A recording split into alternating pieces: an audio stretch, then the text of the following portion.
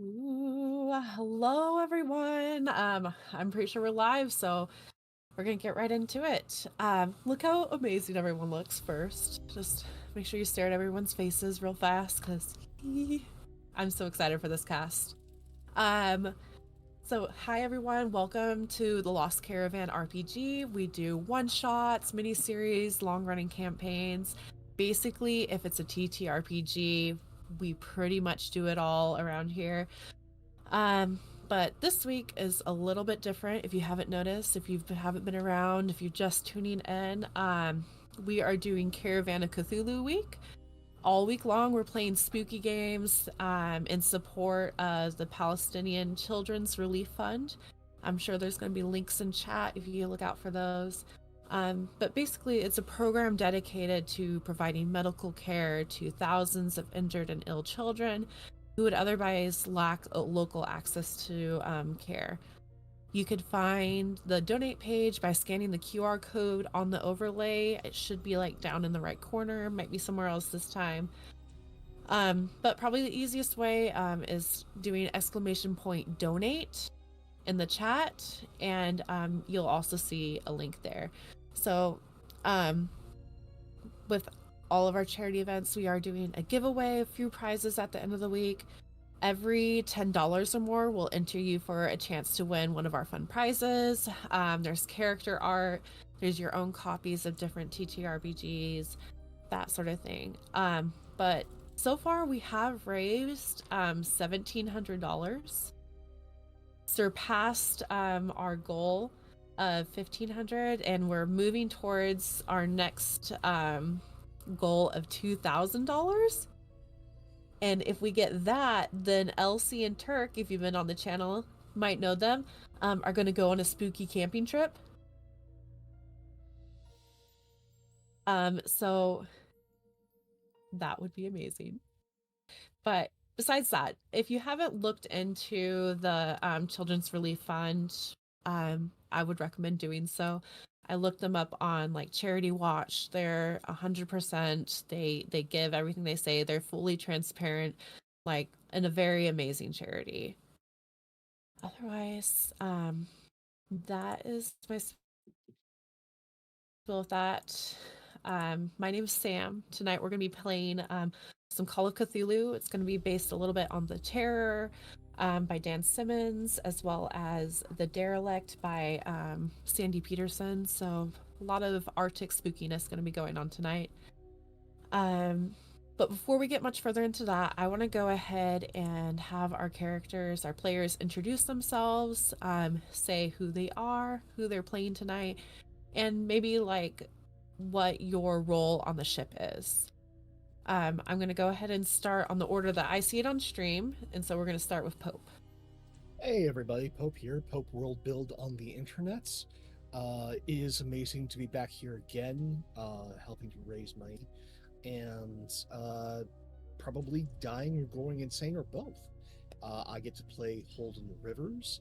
He is one of the two stokers aboard the vessel.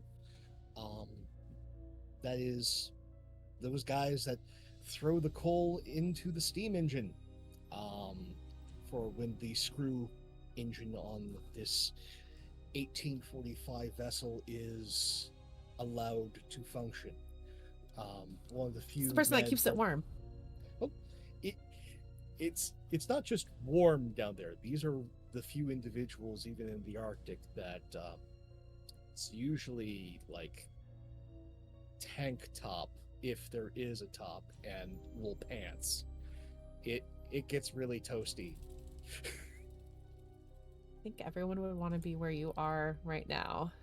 That sounds amazing. Up next, Neop.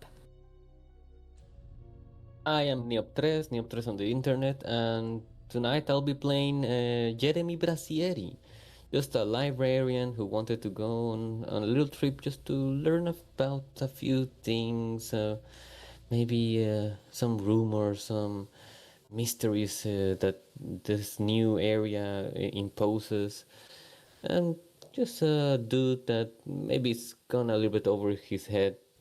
He's a librarian, not a writer, but he aspires to be one. He's very how do you say it? Eloquent when speaking sometimes. But yeah, Ooh. uh, Yeah, yeah, what are he you he doing? has a bit of he just he just heard some rumors, some stories, and he thinks that maybe if he joined this crew, he'd find out more about whatever's hidden in these icy places. Yeah. Fine. Hopefully that's all he finds. Just stories. Yeah, Up just next is tales. the wonderful Danny. Hello, everyone. I'm Daniela everywhere on the internet. Tonight, I am playing Tobias Stevens, First Officer of the Terror. I don't exactly know what a first officer is. I'm basing a lot of this off just watching the TV show The Terror and hoping that I know what I'm doing.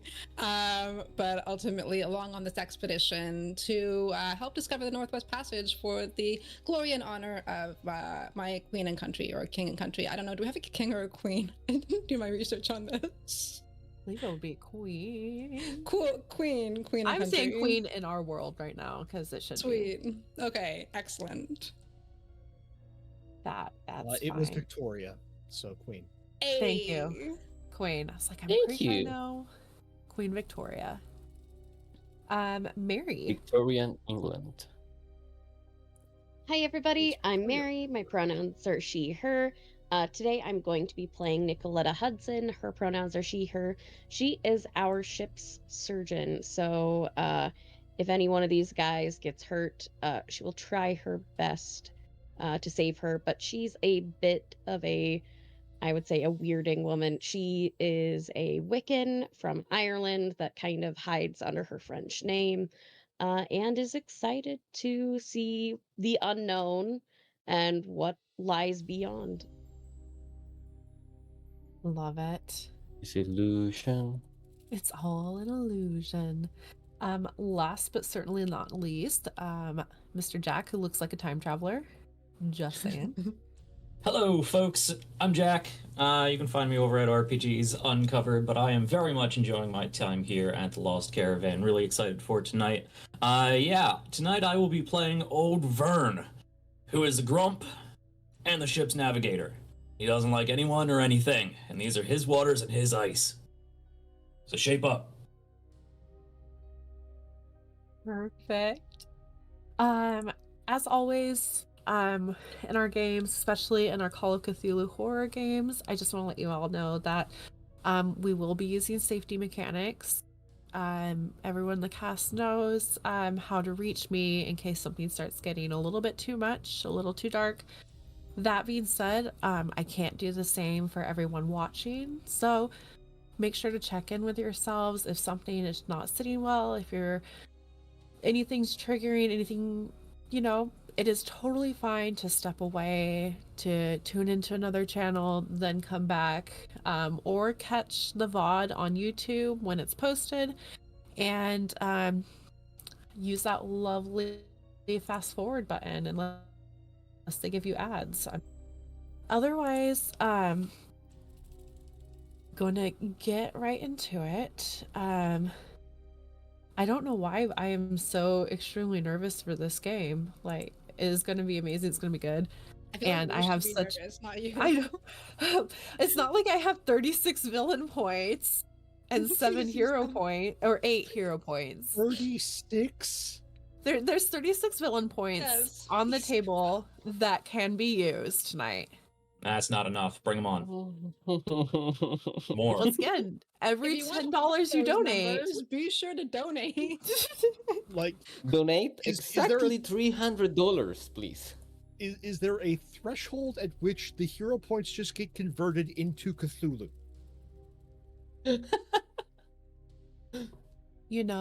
Uh-oh. I'll put that on the table. Oh, I'll no. put that in the chat with everyone. Like, there we go. What's the threshold? Is it 50? Can we get to 50 villain points this game? Somebody math it for We can me. do it. That's 14 We more. can do it. How'd you do math so quickly? Because we're 36. So $140.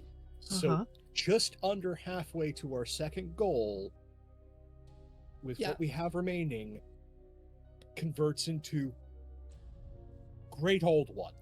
Great old one. Perfect. Okay. Let's do that. I'm like $140 more and great old one. With that note, with that in your head, let's go ahead and get into this. I want you to sort of imagine, if you would, the coldest that you've ever been. You know, maybe it was December, you have that, you know, Arctic breeze coming down. And I don't think that would even begin to describe the amount of cold that you guys are feeling right now. There's a physical pain to it. If you've ever been cold, it's almost burning. It's simultaneously feeling like your entire body is on fire, but you're so cold when your eyelashes freeze and you could actually feel your teeth cracking because it's so cold and your body is so warm, at least on the inside. Usually. But you guys have been in this icy wasteland of the Arctic, the perpetual sort of twilight hanging over the land. It's like you never get a full day. You don't get full night.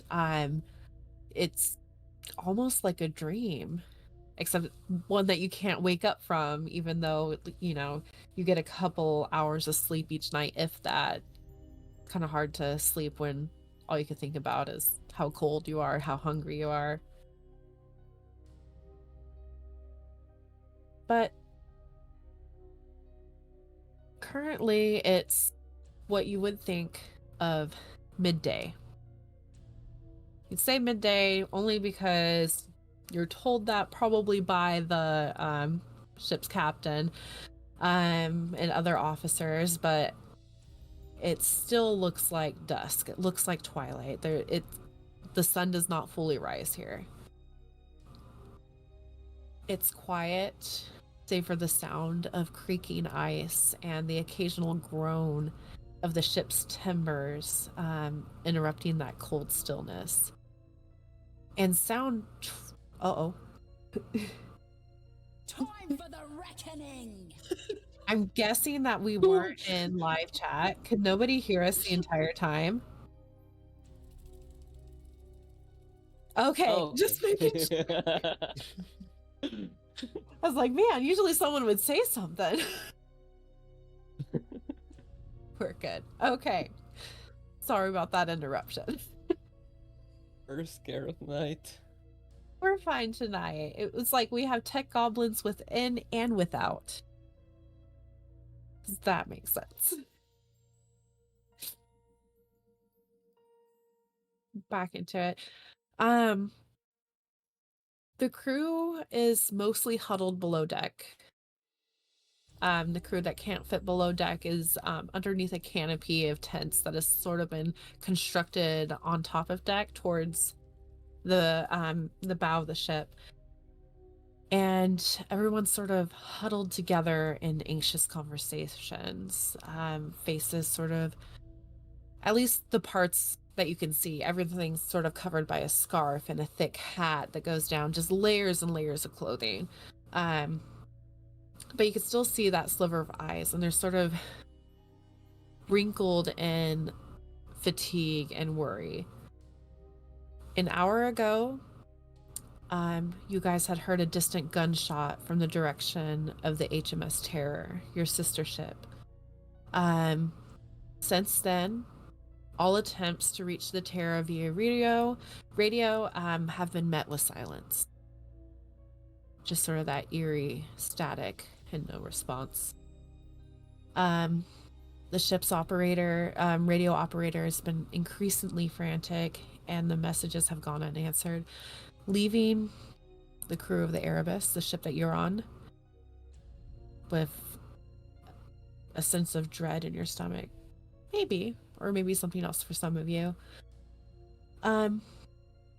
In the same order that we introduced ourselves in, I would like to sort of focus on each of you and tell me a little bit about what your character would be doing at this point of time. Middle of the day. I mean, despite the worry that everyone has, there's still work that needs to be done around the ship. Pope, we're going to start with you. Given that the engine can't run right now because we're stuck in the ice, he'd be used as one of the manual laborers trying to keep the ice from essentially popping the ship. So he'd be out on the ice floe being directed by probably the chief stoker, who is his normal boss.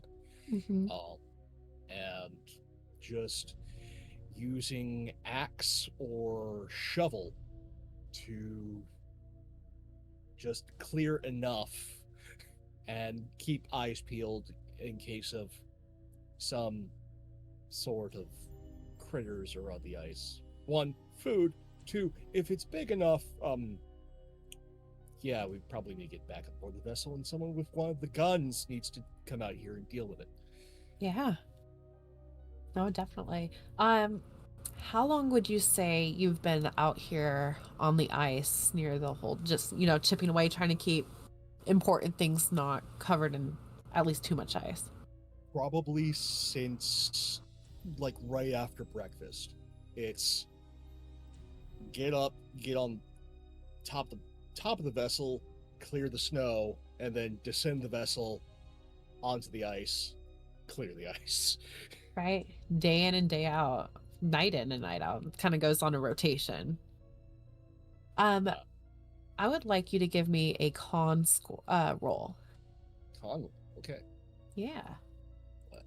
Get the First first roll. one. Yep. Oakley First Doakley. roll. So that's an extreme success. Perfect. Despite the biting chill, you've done this. You're experienced in this. You know not to let your flesh touch that cold air for too long. You don't stand still. You keep moving, and avoid the consequences of frostbite. You know what you're doing. The other thing that I need from you is a sanity check.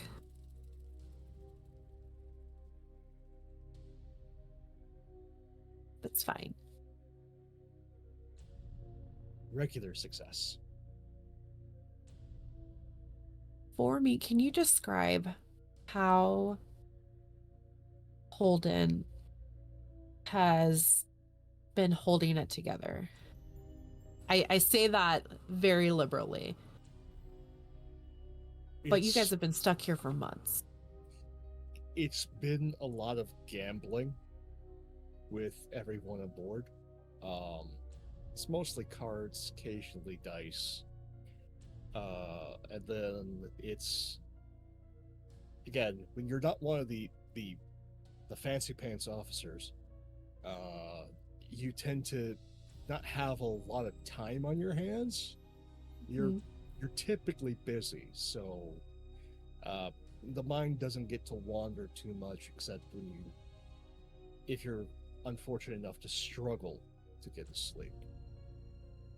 The restless nights are Correct me if I'm wrong, but typically gambling and dice and cards, at least on a normal trip within the British Royal Navy, would be against the rules. Yeah, but I think there's some leniency given up here.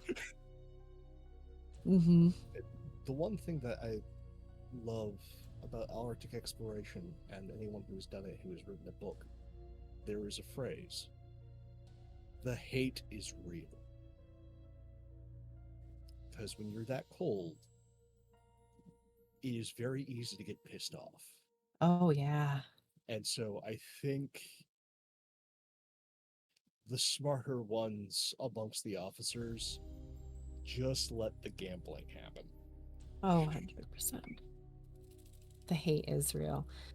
With that, we're gonna turn over to our writer in residence. Aspiring writer. As a librarian, yeah, and at this time, Jeremy would be probably, what's the word in English? Temblando. Shivering from the cold, just holding his little notepad, just writing what's been happening so far, just like a journal, but writing it almost like it's a story, just with cadence, like dramatic pauses and everything like that. He just watching the men work at the ice, and he's just wondering when we're getting to move. Is this everything he's gonna see? Just ice and water and the cold. Right. It's like, what would have led. I think he might be second guessing why he came up here, just a little bit. Yes. Yeah, he's maybe thinking like maybe it wasn't like the books told him, like the rumors, the stories. Just it seems much more arduous and less exciting, less adventurous. His adventurous spirit is kind of dying down. Yeah. I mean, the cold really does kill a lot. And it's fun because Yeah, it sneaks up on indeed. you too. Speaking of that, where is he on the deck of the ship?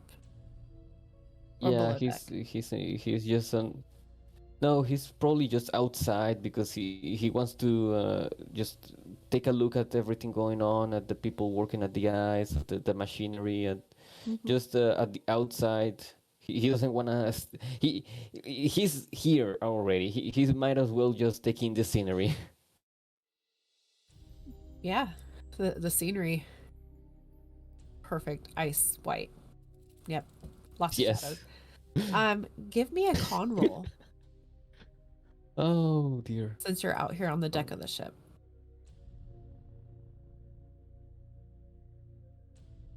Like that. We need you to tell me what you rolled as well, so everyone can hear it. Oh, that's 32 out of 70. Success for you. No, also prepared. I doubt you've been up here quite as long as Holden has been down chipping at the ice, but you know enough to not stand still and enough to keep your hands Yes. moving and warm. Also, your He's handwriting, writing. your penmanship probably isn't as good as it would be with the gloves off, but we can make some exceptions. Bad penmanship, it could be transcribed. It's fine. We can write it again. I mean, it's just a Right. crude writing. Yeah. It just needs some editorial overlook, and everything will be fine. Yes, of course. An The expert last thing I calligrapher. need from you is the sanity roll. And there's sanity. That's a 10 out of 45. Right? Yes. So, how has Jeremy been handling this? How has he succeeded in kind of not losing it yet? Yeah, he's holding on, like he's mostly bored, disappointed a little bit. Just it's a harsh weather, and it's not exactly what he had envisioned, but it's something. He's out of the library for once, so he's out there in the world. He's trying to look at the positive side of things, even if everything he sees is the same exact color except for the sky, perhaps. Just he might as well make the most of it. Nothing bad has happened yet. I mean, worse. Uh, but he's holding on.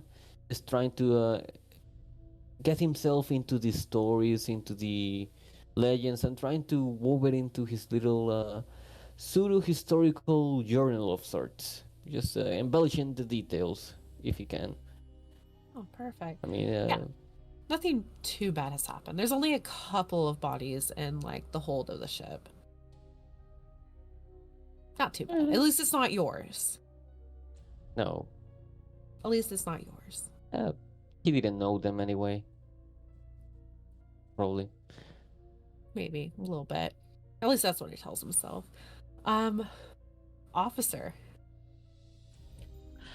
Yes, I am conferring with the captain, probably above deck, devising a plan to either travel over to the Terror or gain some sort of communication with them. Yeah. The captain of the Erebus is going to be Sir Ernest Shackleton. I'm going to change names around if you have seen the Terror. Can't give it all to y'all. Not Kieran Hines. Okay, fine. Sorry. He's a seasoned and resilient man. He's standing on the deck, face, again, the parts you can see. There's literally only probably his eyes, even those are beginning to get crusted with ice, his eyelashes. And there's sort of this urgent atmosphere around him as he looks at you. But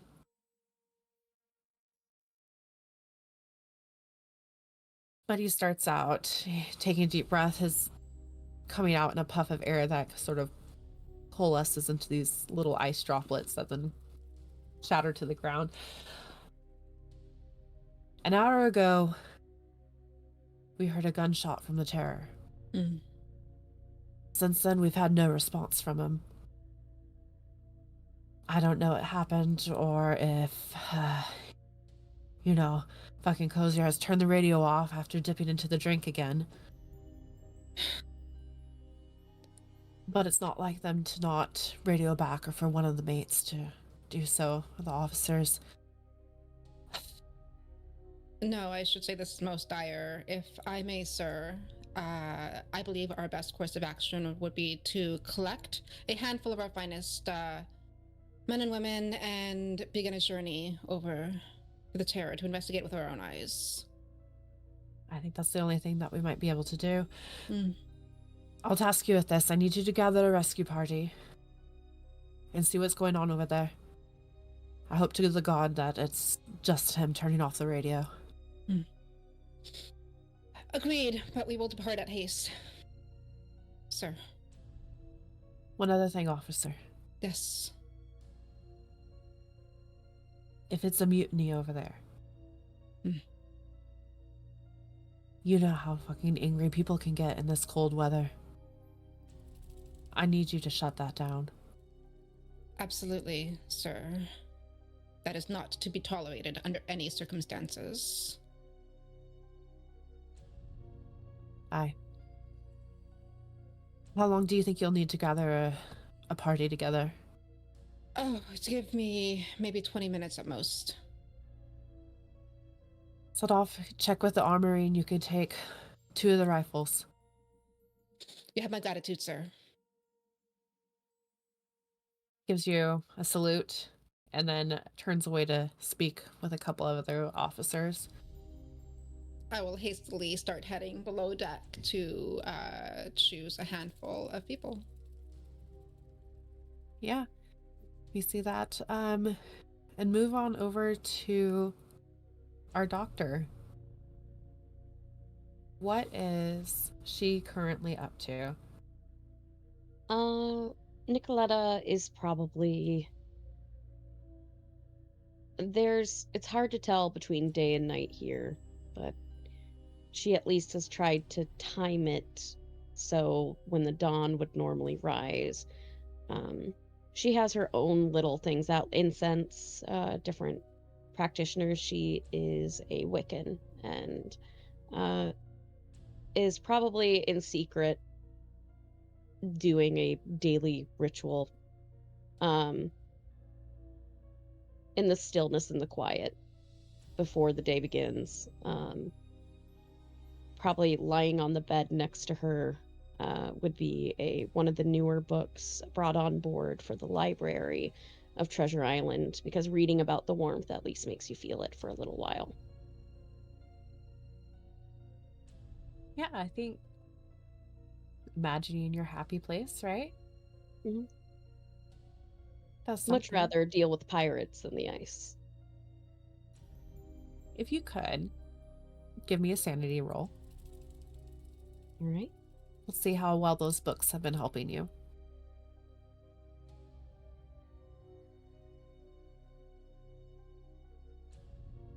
Okay, now to figure out how the sheet works. Okay. You are fine. You should just be able to click it. Oh, it's because it's not locked. That's my bad. There we go. Don't worry. We all good.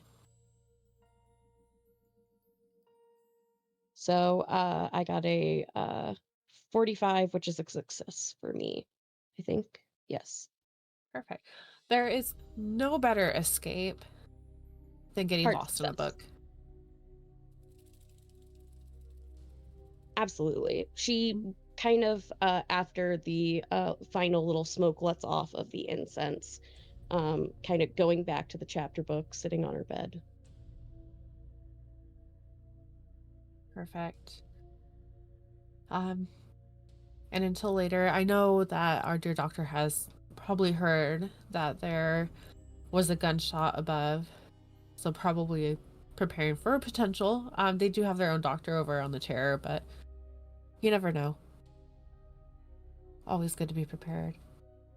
Yeah, I feel like there's a bit of a rivalry between the Terror's doctor and Nicoletta, as they probably disagree on certain methods, but she's probably thinking, well, they're gonna have to bring him over here because of course that doctor's going to mess everything up. Just kind of in her head talking to herself. Yeah. Perfect. Last but not least, our dear old Varn. Where is our ship's navigator? Yeah, well, not navigating shit stuck here, so I might as well make myself useful and head out onto the ice and snow where I belong. So, I would like to go out, if I may. Vern is a strange character. You're sure you've seen him sleeping before, but not for terribly long. He's always doing something. He might slump against a wall for 15 minutes here or there, but you always see him out and about. And I think right now he's simply out a distance away. He has this big driftwood gnarly stick he carries with him. He's just walking out, and every once in a while just taps the ice a few times and takes a few steps and taps the ice a few times and shakes his head, walks a ways over that way, and starts tapping the ice in a few places, walking in circles. And if I may, you might lose track of old Vern until he comes back, hopefully with something. Maybe a seal. Can I nab a seal? Give me a survival. All right. See how this works. So I just click bonus window. I assume nothing changes here. Regular roll. That is a real bad failure. 93 out of 40. Not finding a seal. Not finding a seal. I just don't think typically, at least in this season, that they travel up this far north. Besides of how thick the ice is, difficult to get down through. And for some reason, this group of sailors, they're not as used to it as you are. They're not as used to going hungry. They're not as used to not having meat at every meal. So, in the first couple of months that the ships were stranded here, they might have overhunted just a little bit. Can't do that up here. Scarcity. Mm-hmm. All right. Well, you probably lose track of Vern for a little bit, and then you realize he's just out there stamping the ice again. Just that tap. It echoes really much louder than you think it would across the ice. Probably because there's not much sound here and not much to sort of dampen the sound waves from traveling across. But just that tapping, just quietness, the creaking of the ship, the timbers every so often making a crack louder than Holden would like to hear, despite his work. But you can't think too hard about that. You can't think of like, what if the ice does thaw? What is the state of the ship going to be in? It's fine. Those are future you problems. Future all y'all problems. It's fine. Because at this point, y'all still think you have a future. Right, it's fine. But going back over towards Officer Stevens, who would be the first individual that you would try to gather for this expedition across the ice to the Terror? How far is the Terror from us? So, you guys became locked in the ice probably near, I want to say August, July of last year. And when they stopped, it's probably gonna be close to like half a mile apart from one another. Okay. I suppose I would grab our navigator. Always a good roll, good option. Yeah. Mm-hmm. Navigator, doctor, in case anything goes awry along the journey. And anyone else who seems just like able-bodied, full of strength and energy. All right. So do you go for the navigator first or for the doctor first? Yes, probably the navigator first.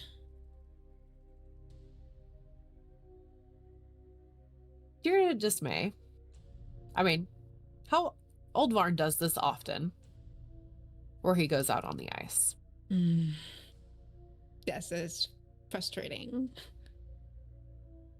Sure enough, when you're on the deck of the ship, you can look out and see him out there. So I guess, do you want to go out there, or do you want to wait and see that if he eventually comes back? I'm not gonna waste my time. I'll assemble the rest of my team first.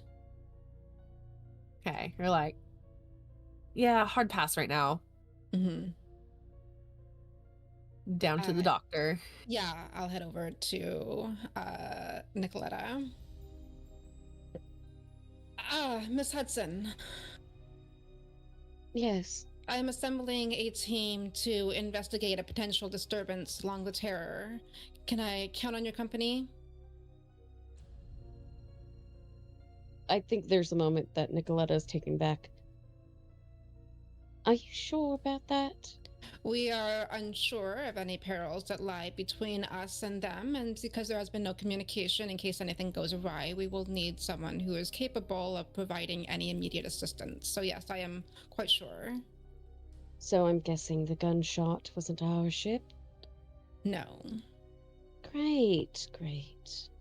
So now we have to cross the ice and to whatever lies within the Terror. Then I'm sure it is nothing. It is just precaution, of course.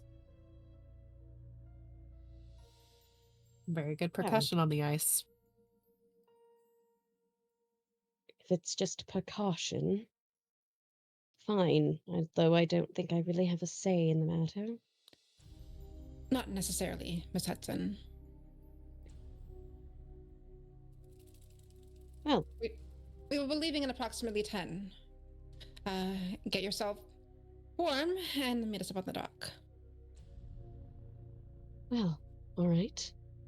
Meet you there. What does Miss Hudson pack? I think she packs medical supplies that can leave the ship without leaving it completely barren. There was talk of gunshot wounds, so I think she definitely brings her scalpel set, gauze, some different whatever pharmaceuticals are able to be taken with her that could help in the matter, as well as she kind of tucks into her hair where it almost looks as though it is a hair piece, but really it is a nice size dagger that is there just in case. But yeah, she fully packs her medical bag, probably something to keep her warm in the walk over, and as far as she knows, it's precautionary. So it's the only weapon is the one she brought with her, and she's not an officer, so I doubt they'd let her use a gun. So she hides away her weapon and prepares for the journey. Yep. Also a doctor, so. As you're going through the medicine cabinets, deciding what to bring, it's sort of a jolt of surprise every time you see just like how bare they are. You know, you haven't always had the uses of different medications, you know, penicillin, stuff like that, but you have had the ability, you know, to have an herb garden or something like natural remedies, but plants don't grow out here. I mean, nothing grows out here. And so your stock is so basically depleted. Kind of a little bit in dismay and grumbling, she'll take whatever is left. And I think also as she's kind of checking over the room to make sure she didn't forget anything, she makes sure that she has this pocket watch locket with her, as well as it looks to be some sort of hand-drawn picture. Looks to be almost like a child drew it of a bunch of flowers with the "Our Garden" is written above it. And I think she folds that up and like tucks it within this sweater that she's wearing to keep it close. Good luck charm of sorts. Perfect. Not much, but you take what you do have with you. Where are you heading towards next, Officer Stevens? I am just kind of seeing, looking out for anyone who seems like they're not doing any priority work, who seems like they'd be well equipped for the journey. So if, yeah, I suppose if Mr. Rivers is among those, I would approach him. I like the idea that Rivers just got back on the ship, and as he's walking on, Mr. Rivers, yes. We need a group to travel post-haste to the Terror to investigate a potential disturbance. I would request that you join us if you are not otherwise have priorities. I can eat and walk just the same. Permission to bring a sled. Granted, if it's needed. If things have gone awry, we might as well salvage what we can. Of course. You are okay to collect your things and meet us on the deck in 10? Will do. Wonderful, much appreciated.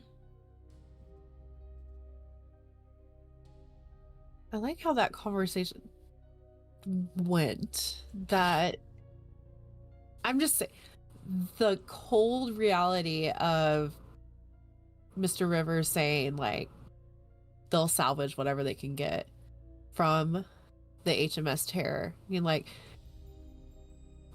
just knowing that you say something did happen to the other crew, no reason to believe that something happened to them, but if something had happened, the reality that you would need to take anything and everything off their ship that you can to bring over to your own to increase your chances of survival. I mean, don't get me wrong, the dead don't need it. Dead have no use of it. Right. But just think that there are silent laws sort of that allow that. understanding. Yeah. Holden what? Or not Holden. River, yeah, Holden Rivers. Wow, brain. What are you packing to take up onto deck? Got my dagger. I'm grabbing a hatchet. I'm grabbing a wood axe. In case we need to take larger timbers. Taking one of the heavy packs that some of the ice walkers use. A couple of sacks, some rope. Actually, 2 things of rope. And grabbing one of the sleds. Prepared. I don't know if it's so much the officer asked you, you know, to be a part of a rescue party, if you're just like, I don't know what happened over there, but if I'm out on the ice, I'm going to survive. Just practicality. Practicality. There is Officer Stevens, one other individual up on the deck. See him scribbling away. Not necessarily, you know, your first thought to take out on like a rescue expedition. But he doesn't necessarily seem preoccupied with anything of importance to my standards. And he has energy. Yes, I will head over to Mr. Brazieri. Mr. Hello. Brazieri, I take it you are not doing anything of necessary importance at the moment? Well, I take some offense to that, but for the argument, yes, I'm not doing anything of great importance right now. Excellent. I am collecting a group of individuals to head over to the Terror to investigate whatever it is that caused that sound. Probably just a precaution, but I would appreciate it if you joined the rest of the group. Oh, an opportunity to get off this ship? Oh, of course. I'll go ahead and join you. Do you require anything specific from me? Or just the company and the manpower? Yes, the aforementioned manpower. Just collect whatever you think you'll need. It should be a short journey. Oh, gladly, I'll help with whatever I can in the journey. Excellent. Just let me get ready. And Yes. where shall I meet you with all of you? How many people on are the we deck, going? assembled in about 10. Oh. Perfect. I'll be here. I'm just going to get ready, and I'll be back. Thank you so much. Excellent. What does Ryder? Oh, I've been promoted. Oh, Nice. but demoted. Okay, take that down a couple levels. Let's see. Well, Jeremy will certainly bring with him this little book and quill. He'll write whenever he has an opportunity to, but perhaps he'll bring forth some extra clothing for the cold. If he's going to be out in the actual snow and ice, he will probably ask around if anybody has some boots, like some special boots for that journey, because he doesn't have any. He didn't expect to actually get that close. Rewind I there, don't know Mr. what else. Jeremy. Yes. You went on this expedition without Yes. good boots. Yes.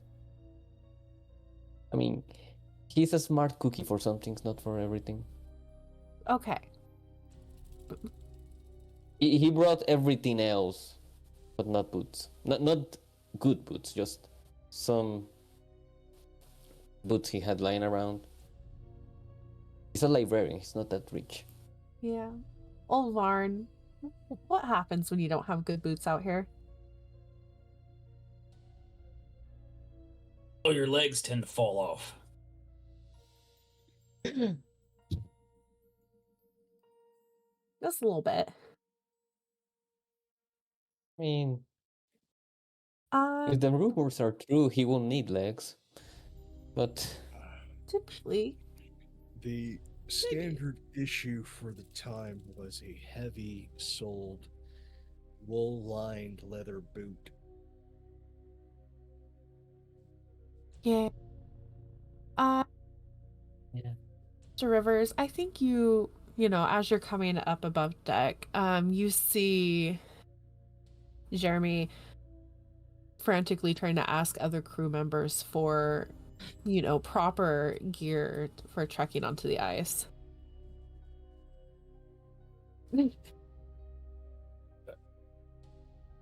Most people tend to ignore him with this because, I mean, who's going to give up their boots? Mr. Brassieri, if you're looking for boots or other gear, I suggest heading below deck and speaking to one of the quartermasters to requisition you some gear. Certainly will. Thank you so much for the information and pardon for my inexperience. There's just the shaking of the head as starting to drag the rest of his gear off ship. He's gonna be dead weight. Let's just subtract one of those words, but we won't say which one. Mr. Project, Neil, roll me a luck roll. Yes. Let's see if you can get boots. Luck. Ooh, that's a very low roll. Yeah, no. Ain't getting no boots. Do you want a hero point it? How many do we have? We got You have 9. 9. You But try that's a to roll multiple of 3, and I like five. 3. That's not that is long odds. My. Yeah, the odds are not in his favor. You know, as his creator, I'm just gonna say he better try his luck on the trip. Yeah. If he dies, I mean, I would like to say that Mr. Brown tried to go down to the quartermaster, but could not remember where it was. Got distracted by something in the hall. Some conversation that was going on between two of the other crew members of the ship. And then was like, oh man, I need to be back up on top in 10 minutes. Let me go back up. Without the boots. Fine. Yeah. Hey, Jeremy, I'll see you soon in the afterlife. Good luck, buddy. This is fine. It's completely fine. I love it. God help us all. This is fine. Yeah, everyone's up on deck, mingled around. Officer Stevens, you are over by the starboard side of the ship, not touching the railing, of course. The wood has grown extremely brittle and the coldness, and you'd rather not get your gloves stuck to it. But your crew is assembled behind you. Old Varn is still out there on the ice. You do not understand how he can stay out there that long, walking in circles with a stick. I'm guessing you've never really understood his idiosyncrasies or... Absolutely not. But he is the navigator. Mm-hmm. So, like it or not, you're going to need to ask him to come with you. Can I see where he is? Can I kind of see him from the ship? How far out does Old Varn go? I mean, you can see him. Okay.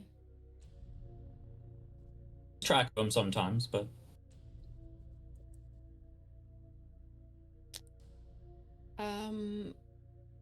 I will collect the others and begin to make the journey out to him, since he, I suppose, is technically on our way. Sure. I guess, Old Varn, are you on the way to the Terror? Are you on the opposite side of the Erebus? Front, back?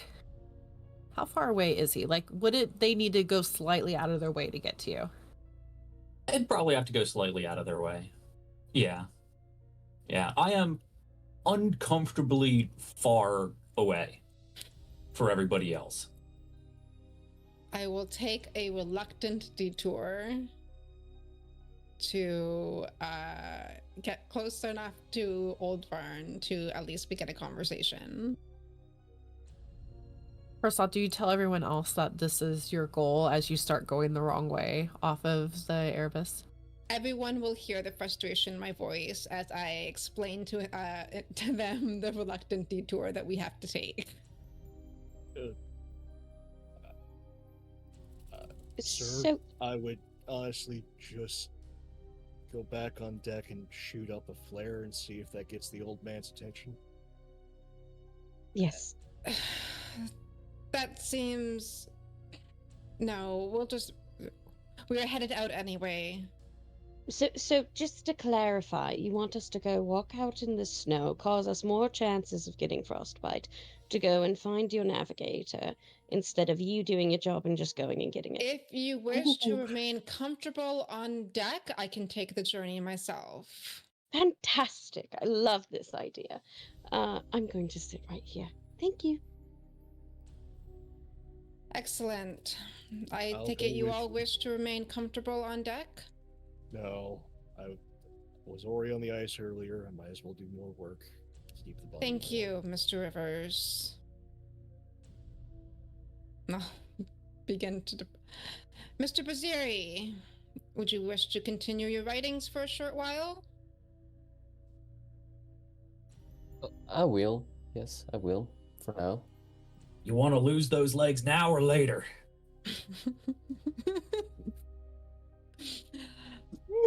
Thought Excellent. echoing in your head. Mr. Rivers and I will be back shortly. And I'll begin to head out into the ice. Flippin' Old Varn, why are you out there? Vern is just tapping his stick, and you notice he's meandering towards some sort of icy outcropping. As I approach, I assume I can get close enough to him. How many minutes would you say he's away from the ship? I mean, I was just going vaguely and uncomfortably far distance. I don't know what perspective that would be in minus 100+ degree weather or wherever we are. That's Probably the a lot thing. closer than, if it was a nice balmy summer's day out. He's probably, I don't know, a few 100 meters away. Mm-hmm. But again, like every step that you guys take on the ice is almost painful. Like moving your body hurts. It's like your joints, everything is just yelling at you, like warning you, like this is not where you should be. This is not where a human body is meant to be. Maybe go back, but you have to continue forward.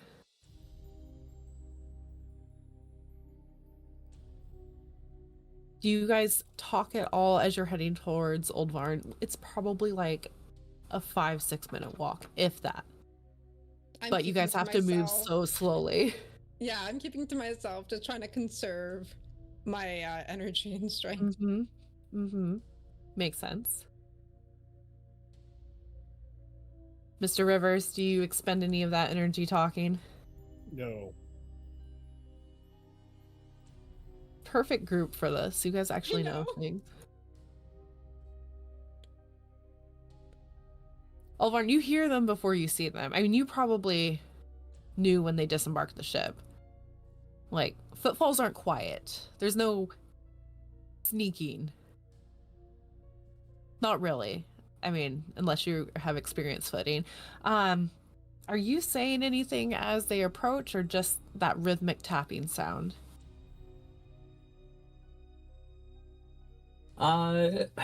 Well, I think for the sake of the narrative, for our camera, he's probably muttering to himself under his breath. With the wind and the tapping and their footfalls, they probably wouldn't be able to hear it, but he's mumbling something every now and then. But it's really just that rhythmic tap tap tap tap, and gets over to this icy, maybe there's rocks under there, who knows, but icy sort of pile, and just starts poking at it, different areas, tapping it in different areas, muttering something here or there. And this is you guys, and remember, like, you are in a state of perpetual twilight. There's nothing around you. That rhythmic tapping is in your ears, and before you even realize it, you look down and you're actually walking in beat towards that tapping. Tap tap, left foot falls, tap tap, left foot falls.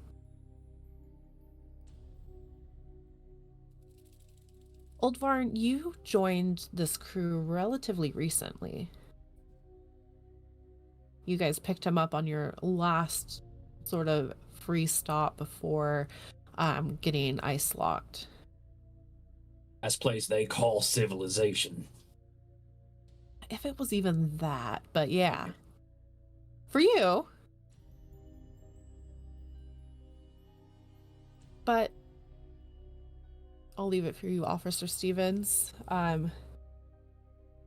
He unsettles you a little bit.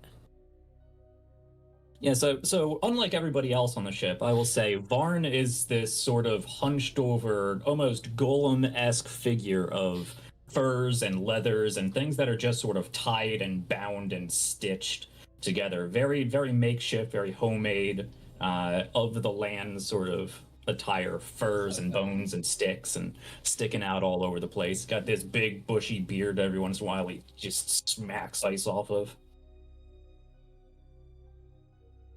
Yeah, when Officer Stevens, you're used to, you know, uniforms, polished. Like, even gear that's been issued by the corner. Everyone has the same hat. Everyone has the same mittens, the same coat, the same boots for the most part. You know, here and there you'll see like a hand knit scarf poking out, or like some sort of embellishment on a hat. But for the most part, it's those same slate gray standard issue, but not Old Varn.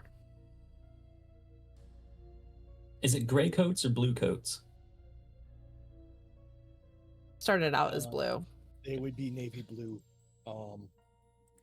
Everything was navy blue except for the brass and wood buttons, and the undershirts, which were an off-white. I stand corrected. Navy blue. I just know too much about this terrible expedition. It's a little too much. I'm saying with the lack of washing of items. No, like, Yeah. they did not have great washing capabilities, though they did have a grandfather clock on board. Important. Okay. Priorities. Priorities. We have them. I'll approach Olvern. What do you want, blue coat? Mr. Vern, how many times have we discussed these spontaneous voyages a little too far from the Erebus? Oh, I'm sorry, were you going somewhere? Actually, as a matter of fact, yes, and your company is required. So if you'll please follow me back to the ship so we can reconvene with the rest of the group. We're headed to the Terror to investigate a potential disturbance. Potential disturbance. Are you setting up a picnic or something? Why don't you just follow me, Mr. Vern, so we can head out post haste? Everything on your schedule. We're in the Ice's land now. We gotta let it dictate how things move. The ice does not need your attention, Mr. Vern. The ship does. It seems to be one and the same right now, but all right, Blue Coat. I'm just gonna turn around and begin to head back. Perfect. Starts mumbling on the way back. They're all either dead or they're probably dead. Even if they're not going anywhere. I don't know why we're going all the way out. Lovely. I do want, officer, Yes. for a con roll. Okay. I'm not good Holden at that. Rivers as well.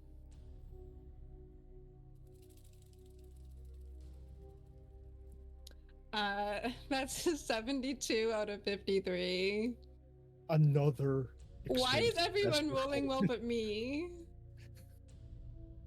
We do have hero points. I would like to remind you. 9 is a I think multiple of 3. I have a feeling we'll need those for later. So I don't have enough luck to spend. You So don't I'll want to just use all that luck? No, No? I'll just fail my con roll. Okay, hold on. Let me get my dice up. Oh.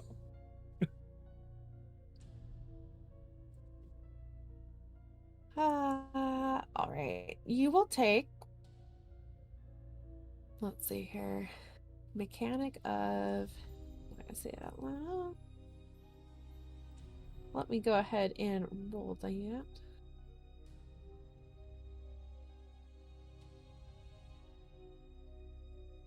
All right. Can't see it now. But 3 of your toes within your boot. Can't really feel them anymore, but I mean, that's pretty normal from walking out here. Your feet starting to start to go numb, but simultaneously on fire, but also like prickling. But you know, right foot feels okay. Feels warm. Sweet. Yeah. Yeah. Don't. Warm is fine. Feeling warm is fine when you know you should be feeling cold. Yeah. But yeah, you will take 1 damage. Okay. That's okay. As half of your toes become frostbite. Frostbite. I mean, it was inevitable. It's bound to happen at some point. Right. I'm sure other parts of you have had frostbite. Yes. It's fine. I will say, like, this is only half. It would, if you were to get further frostbite, this would reduce your move by 1. Hampering movement.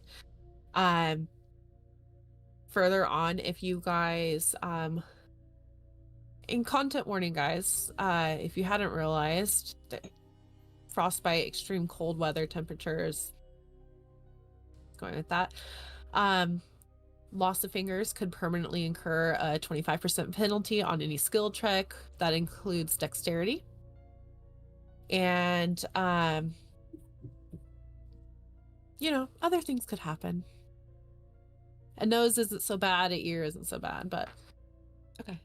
it's those further out phalanges. But you make it back to the ship. But our doctor, Jeremy, Mr. Bessaria, you see the other 2 go out for Varn. Do you just sit on the top of the deck? Any conversations to be had? Jeremy just looking over at the doctor and is like, so you're a doctor, they say? Yes. Surgeon. Do what needs to be done here. Where from? I grew up mostly in England. Spent formative years there in Ireland, a part of it. What about you? How'd you come here? Don't really seem like the out in the frosty cold type. Um, no, not really, but I was kind of tired of being in a library all the time. I'm a librarian, and I just wanted a bit of an adventure. And I heard about this expedition, and I've heard some rumors, some stories about these outer places, about creatures, about transformations, and I'm kind of interested in the supernatural, if I might say. Some might kill me for that, but you seem like a nice person. I can get the vibe. I wanted to see if those rumors were true, but so far it's been mostly just baloney. I haven't seen anything interesting out here. I would suggest not coming on deck around evening. It's hard to differentiate Oh. whether the wind sounds like wind or someone screaming. Who knows? Oh, it's interesting. I've avoided coming out most of the time. Today was a bit of an exception. Well, not really, I've been out. But I hadn't paid attention to the screaming. That's a really good idea for the book. Sam, Right. gonna say something? Are you trying? You're writing a. I feel like at this point, the doctor just Yes. pinches her nose and just. Of all the expeditions, I'm here because I got paid a ton. Are you sure? And then I think this is when she spots the boots. Yes. Oh dear. Right, well, let's make sure those hands are covered. Don't necessarily need legs to write, but there we go. If you would like, No. Doctor, you could see if you know where some extra boots were. Or you could let him suffer. That's completely up to you.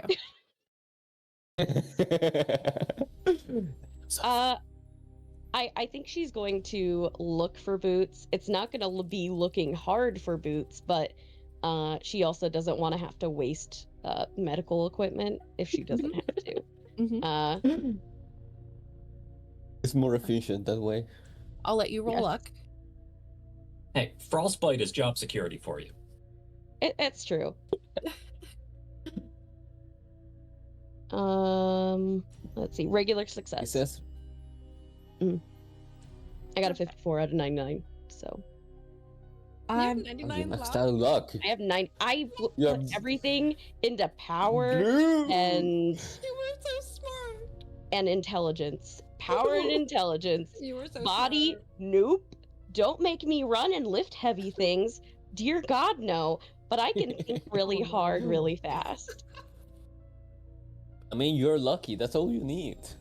Yeah, all we need is a little bit of luck. Completely fine. You Like, do have with a some 99, it's gonna be impossible for you to be unlucky. Until I start spending it. They could change. Yeah, you actually pulled some boots off of a body of someone that died.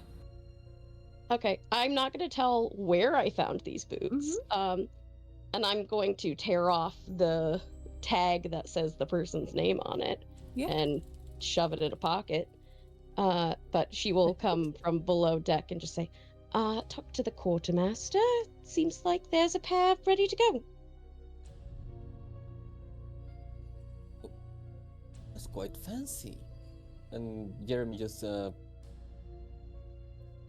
don't think he can put it on the cold, can he?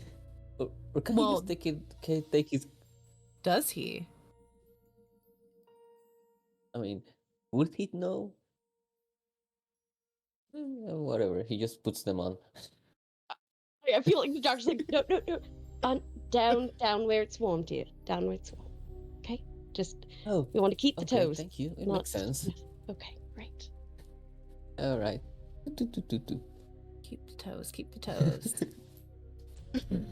So far, so good. I Yeah. do want a luck roll from you, Neop, to know if the boots even fit. Oh, Can they you roll probably don't. size for that? Is that a thing? I've never had to do It's a good size. use for size. I've never have Right? thought of using roll That's- size. What is size for? I don't know, but I feel like it should be used for this if shoes fit. Size is like your build. Yeah. Size is how big you are. I know, Yeah. but I've never I've never have thought of rolling it. Right? I guess it makes sense if you're like gonna do a squeeze. Yeah, roll size for shoe size. It's the first. And I still no. lose. At least it's They not do a not fit 99. well. It's Okay. a 60. They do not fit well. High or low? Jeremy. D-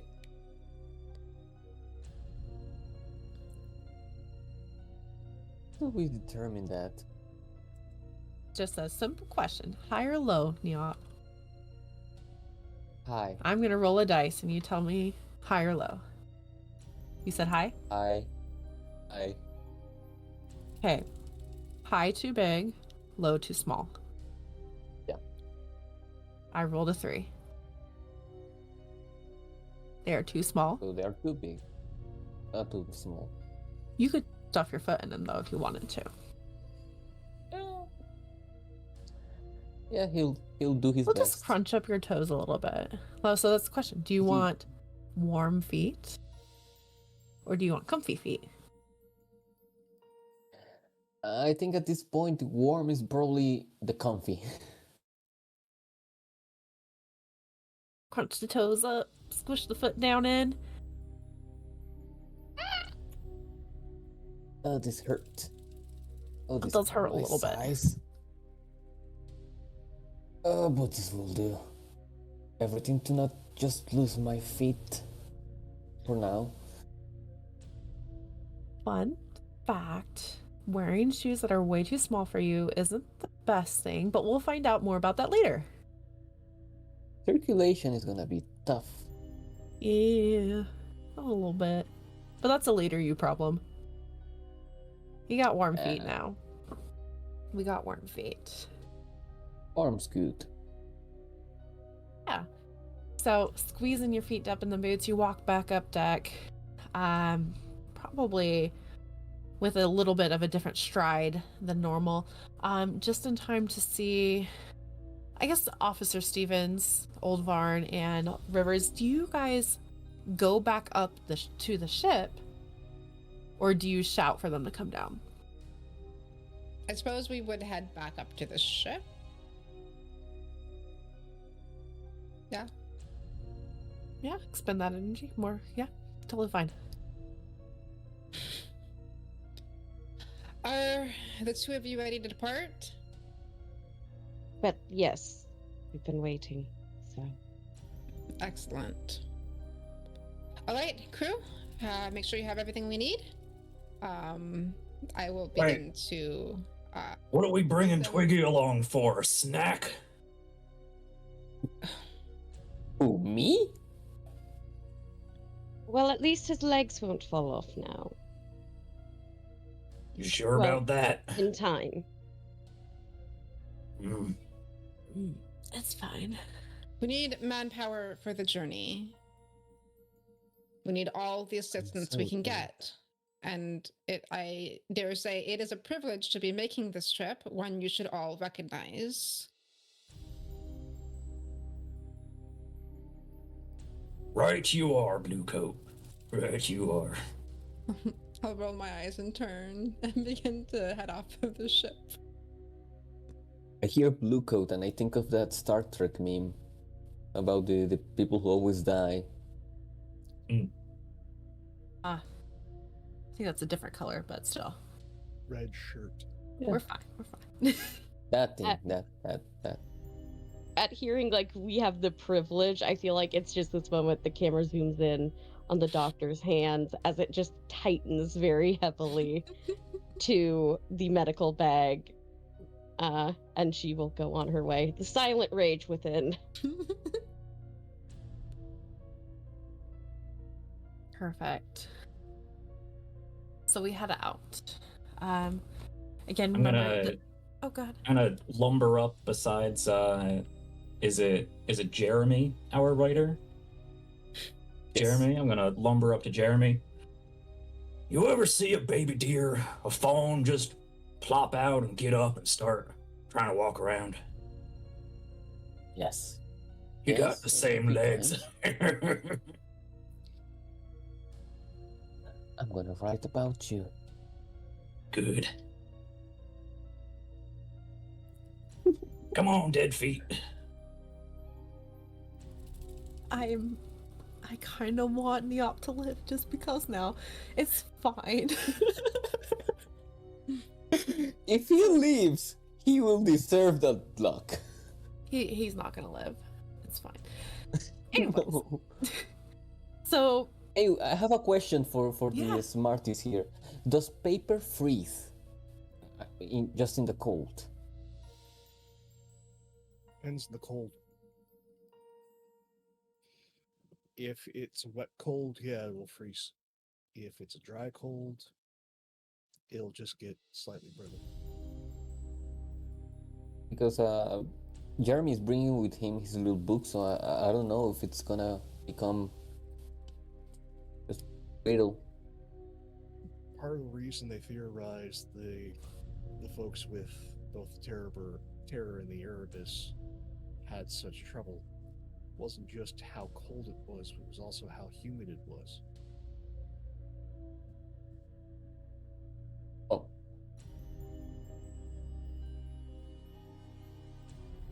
hold on. Jeremy, I'm sorry for your book. I put this destiny upon you once I created you.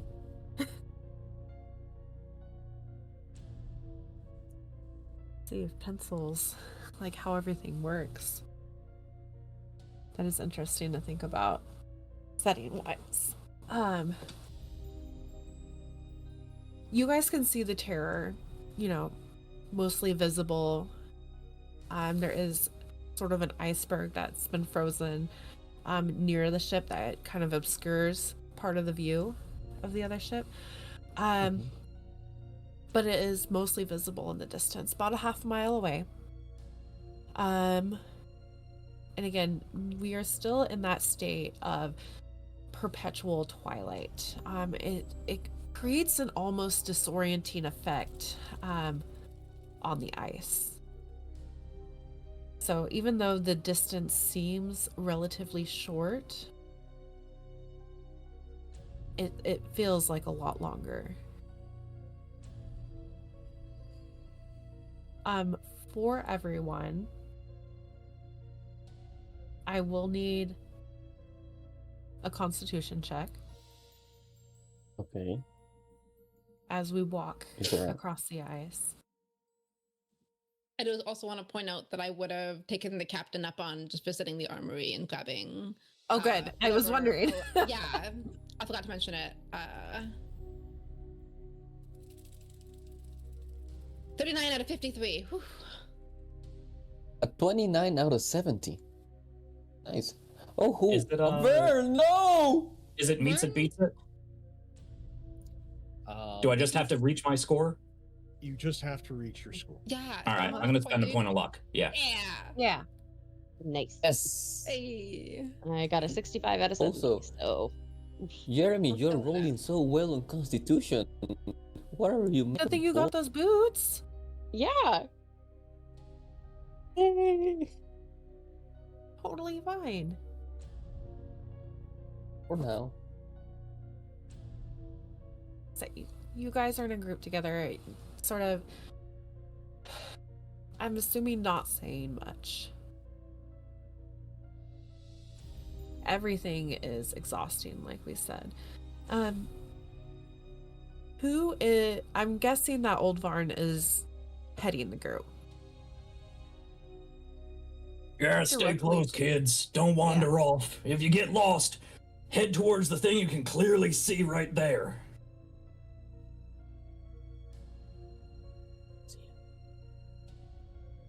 Can everyone also roll a spot hidden? I'm gonna That's a spend 2 luck 48. Okay. to bring that down to 30. Nah. Out the 8.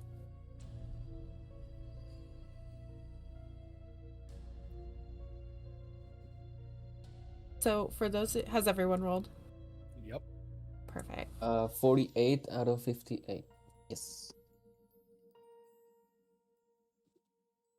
So as you guys approach the terror, again, there's all of these sort of crags and ice jutting up in different areas.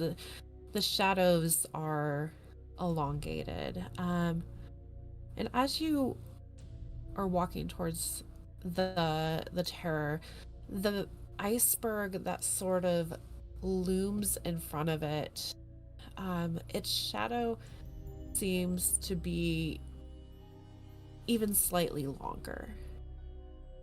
It's elongated. It's warped almost in an impossible way along the edges of it. Sometimes, I mean, it's weird because the light plays tricks on you.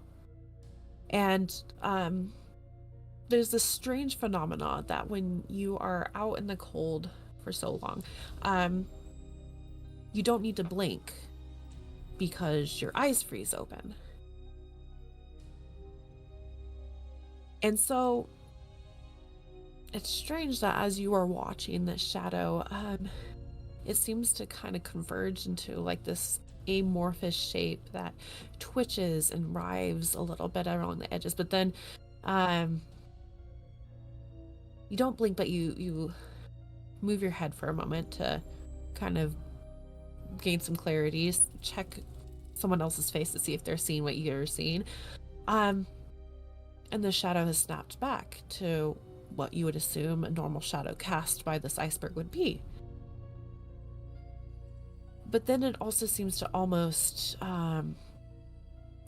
form into these grotesque, indistinct figures that are mimicking your movement, but your shadow should be over there, but instead it is mirrored in the shadow of this iceberg.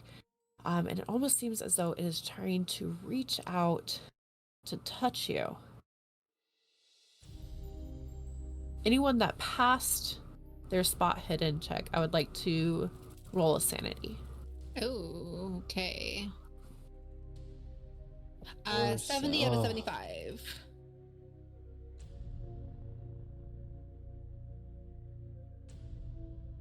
Touch. 57 out of 45. Okay. Did anyone fail their sanity? Sorry. Yes. Jeremy did. Jeremy. Did Rivers? Or did you fail your I didn't spot hidden? I had an 84 out of 50 on the spot hidden, so Perfect. I didn't see All right. nothing. So it was just Jeremy that failed? Yeah. The sanity? Mhm. All right. Everyone else, you know that, at least you put in your mind, your logic is telling you one thing while the racing of your heart is telling you something else. But the logic wins out in telling you that it's just the weird lighting here, the continual twilight, the fact that I can't blink. You know, it's that ice sickness. Completely fine. But Jeremy, on the other hand, you are going to take a -2 sanity loss. It's fine. Fine. As your steps slow slightly and you are just transfixed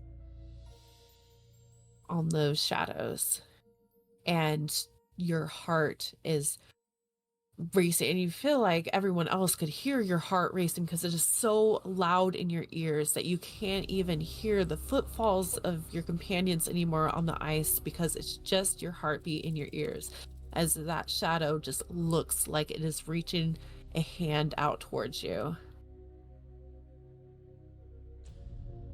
And maybe you should have stayed on that ship because you are so afraid right now. He's figuratively and literally frozen in fear right now.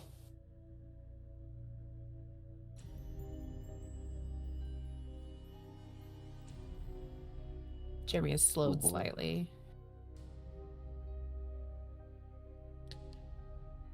I'll turn to Jeremy if I notice. Mr. Brazieri, are you okay?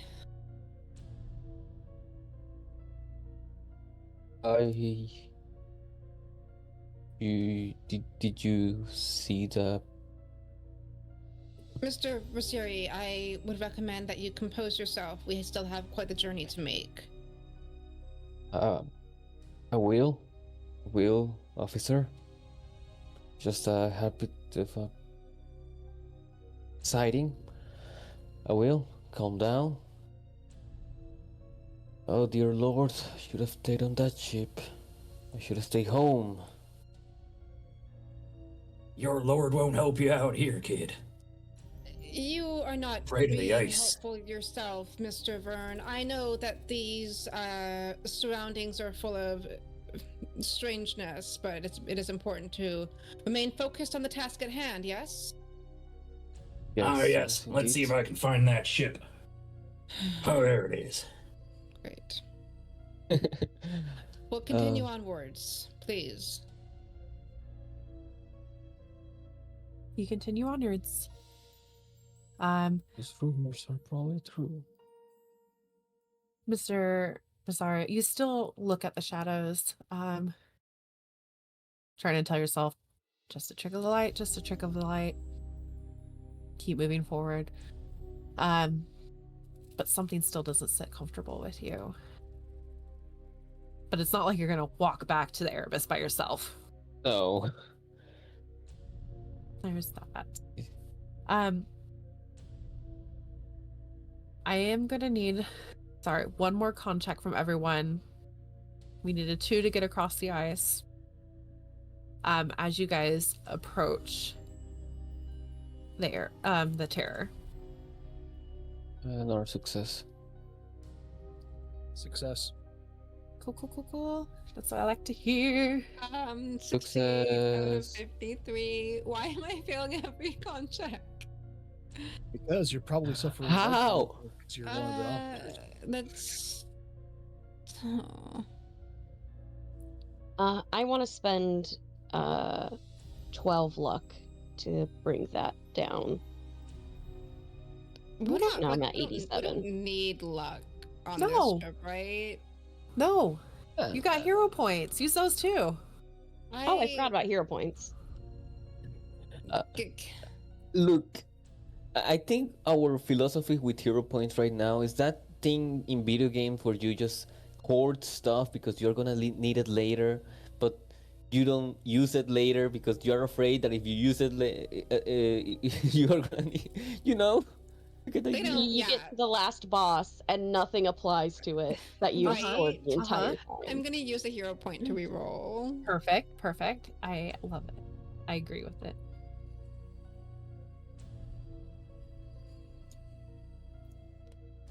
Con. There you Hey. go. That's an extreme. Five out of Nice. 53. Oh wow, Perfect. Hey. that's really Nice. Good, because I didn't want you to lose that one foot. Yeah, it's fun. So you guys kept moving.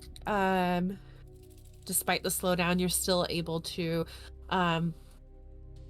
trek that half mile that seemed to last hours in your mind. And you reach the terror. It's partially buried in the icy wasteland right now.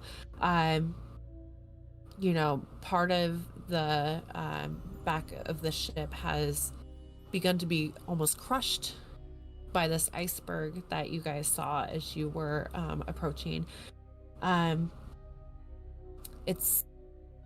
There's a heavy layer of frost and snow on the ship. Something that you don't much see on the Erebus because people like Mr. Holden chip that off. They do leave a light layer of snow on the deck typically to act as insulation. But when it gets hard and craggy like that, that's when you don't want.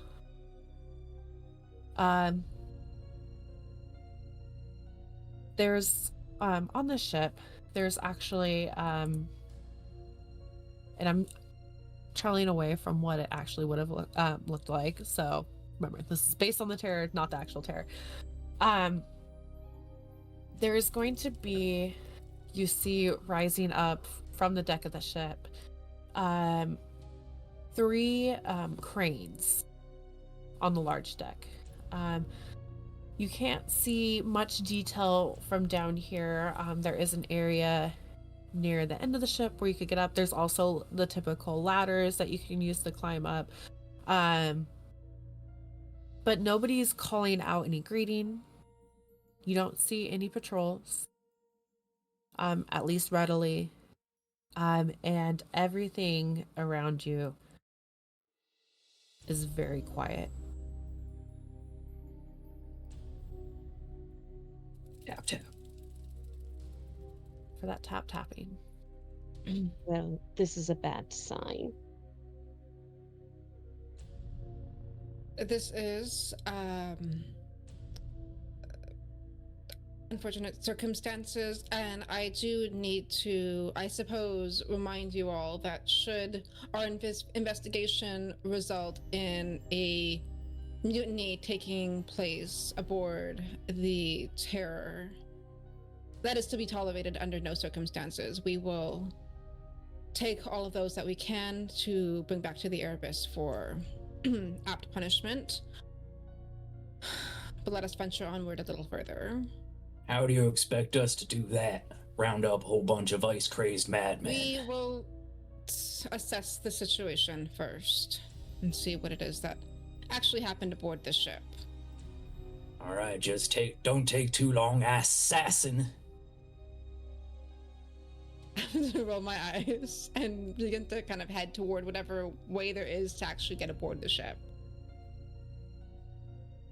Perfect. I will say, as the knowledge, like, you knew that at least, you know, the Terror began with over 120 crew members. They've lost a few in the expedition, but there should at least be 80, 90 on this ship. Ew. Quiet. Doesn't sit extremely well. But you can either use the ladder to get up onto the ship, or you can go towards the end of the ship to climb up into it. Yeah, it's like a plank or something Yeah. to like walk. Yeah, so I will head towards there. I will draw my sword and I suppose, handgun from the armory, and begin to head up a plank and just walk onto the deck.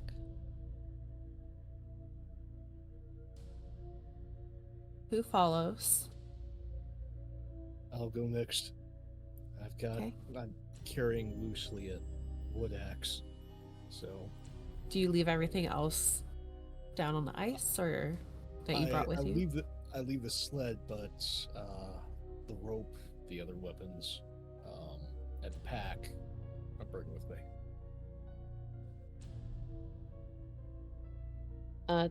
Nicoletta will follow towards the back, because she's not here. She did not enlist for this, so she's going to stay as far away as possible. Perfect. I'm What is it, Mr. Go ahead, Olvar? gonna grab up to the ladder and start hoisting myself up, and I got a ice pick with me. I'm just gonna turn back to Jeremy. How many frozen corpses you've seen here, boy? You're about to see a lot more, Oh, oh dear lord. or none at all. You decide which is worse. I climb myself up. Who let this man on the ship? It's like, is that a sanity loss for sorry. Crazy old man.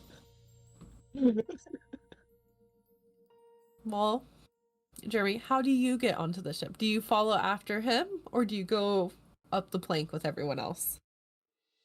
I go up the plank.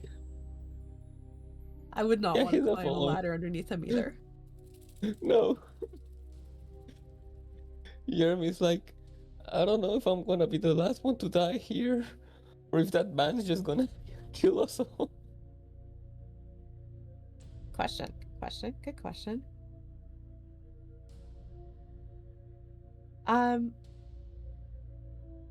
As you get onto the deck of the ship, I want everyone to do a spot hidden.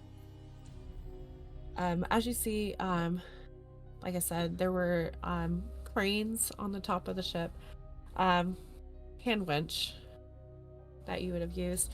25 out of 30. Nice.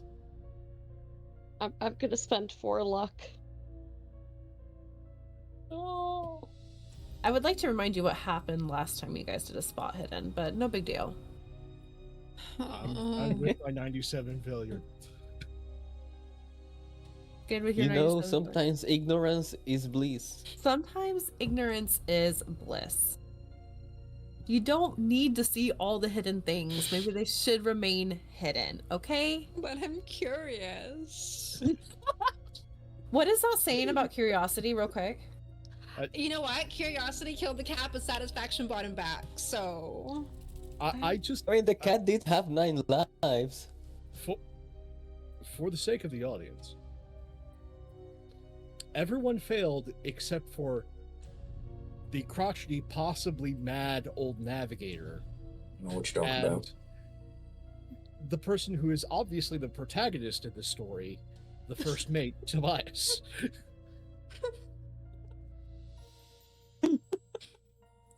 Why would that be an issue? Totally fine. Mary, did you spend the luck to... Yes, I succeed? spent the luck. hey. And the There. doctor is in on it. Okay. Theory disproved. It's a conspiracy. Ooh. It's all a conspiracy. The only one who hasn't seen anything by now is Holden is It's a blissfully popes. ignorant. Holden.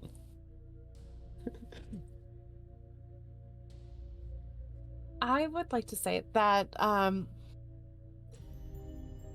Varn, where are you going? What do you want to look at first? Where am I going? I was just brought here to find the ship that they could clearly see visible on the horizon. Look. I think I am just going to.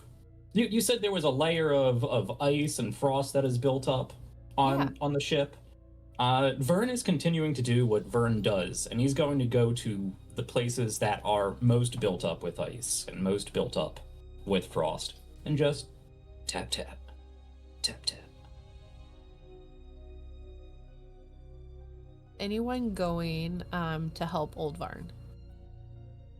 I'm letting the ice guide me. I'm gonna go with Old Varn. I feel like I am very during different dinners and things.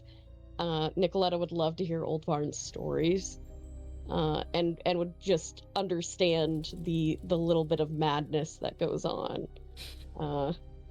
Not fully, but is intrigued. Is intrigued. Perfect. Old Varn, you do see Nicoletta coming up beside you. Nicoletta, you did pass your spot hidden, though, correct? I did. Yep. Vern did as well. Yeah. Vermin time, apparently.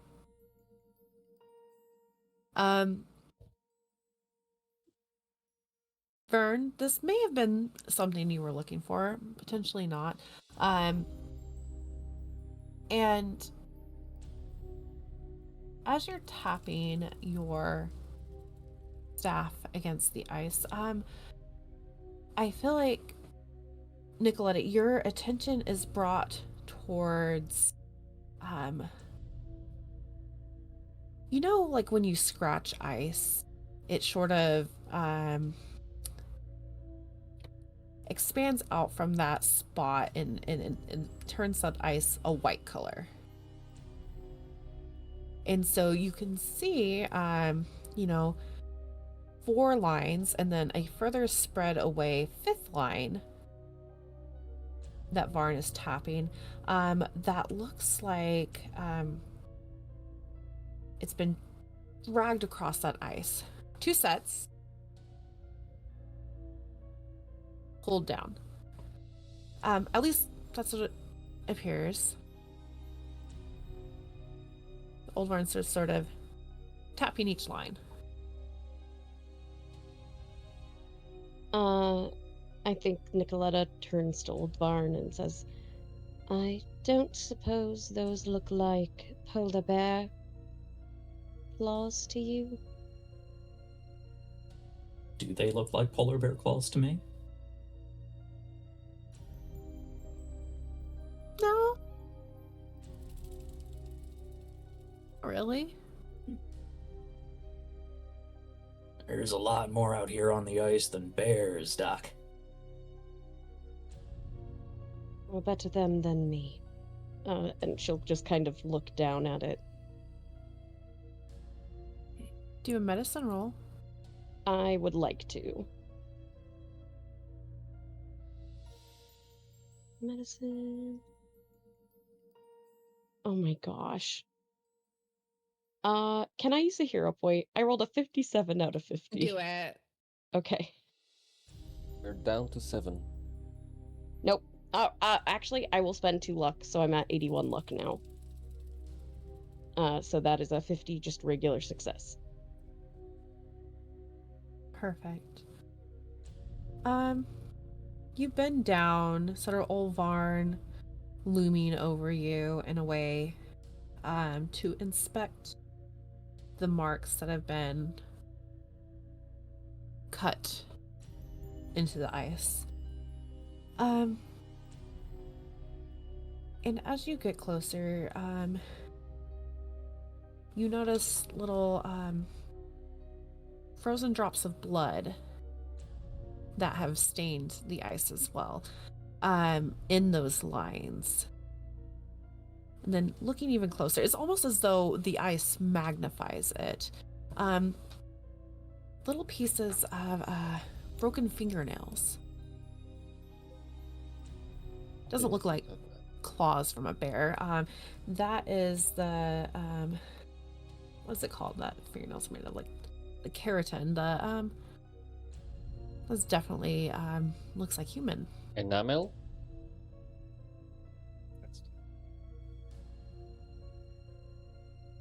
Human fingernails in there with little drops of ice. 4 fingers and a distal thumb pulled across.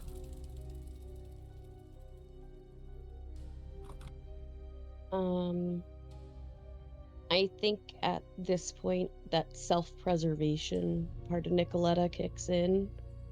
And that's more of like trying to listen like through the wind and the silence of if we are not alone or this. Obviously it froze over, but with how cold it is, things can freeze rather quickly. Oh, so I guess she's trying to figure out how long did this happen, or is it just so preserved that it looks fresh? Well, here's the thing. Warm blood, cold ice, cold weather. freezes at a very rapid rate.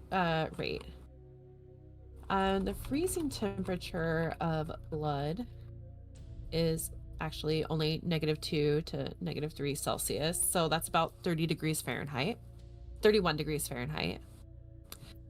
So imagine you're in about -100 degrees Fahrenheit. It freezes instantly. Can't tell exactly how fresh it is, but it's not browned from exposure to oxygen. But I don't know how much the doctor has actually studied the effects of blood freezing in rapid temperatures. I don't think it would be in the normal handbook per se. She does have different training in Arctic survival, so I don't know if that would have helped. But the North has always been curious to her. Right.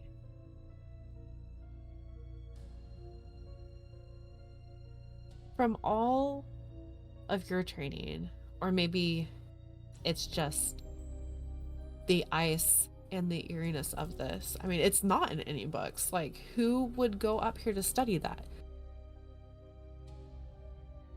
It looks fresh by the redness of it. Has to be fresh. Roll sanity for me. Okay.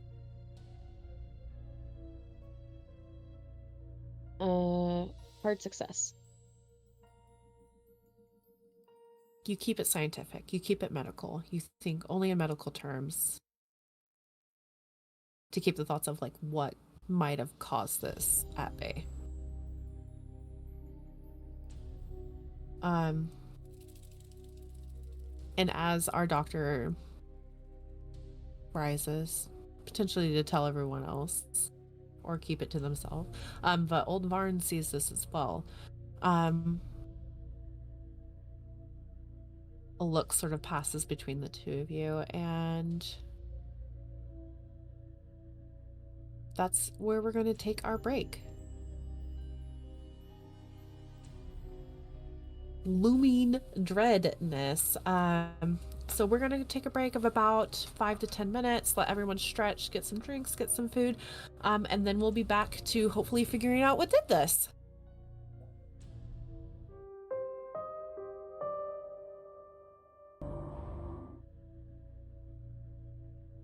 And we're back. Hello everyone.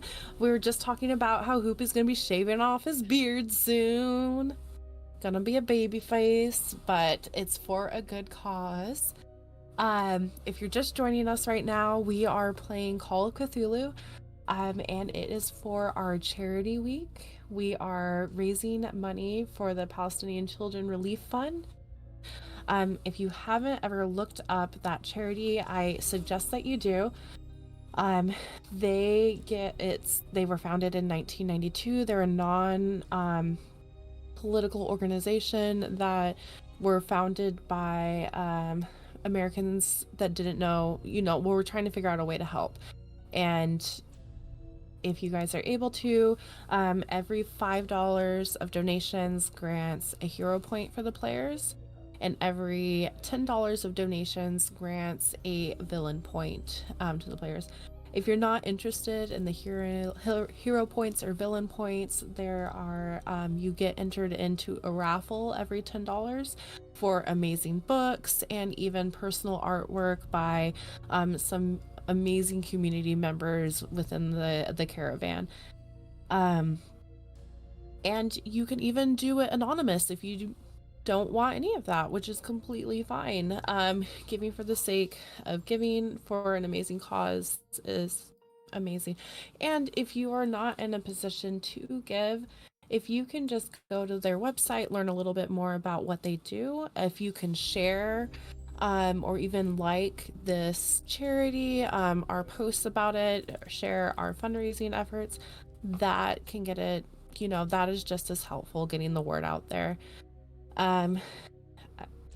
it's a really important clause. I'm sure that there are links in our just chat on our Discord, but also if you just go to pcrf.net, you'll be taken to the website where you can learn more, which I greatly suggest you guys can do, especially since it is the amazing weekend. We've made it through an entire week, guys, of everything.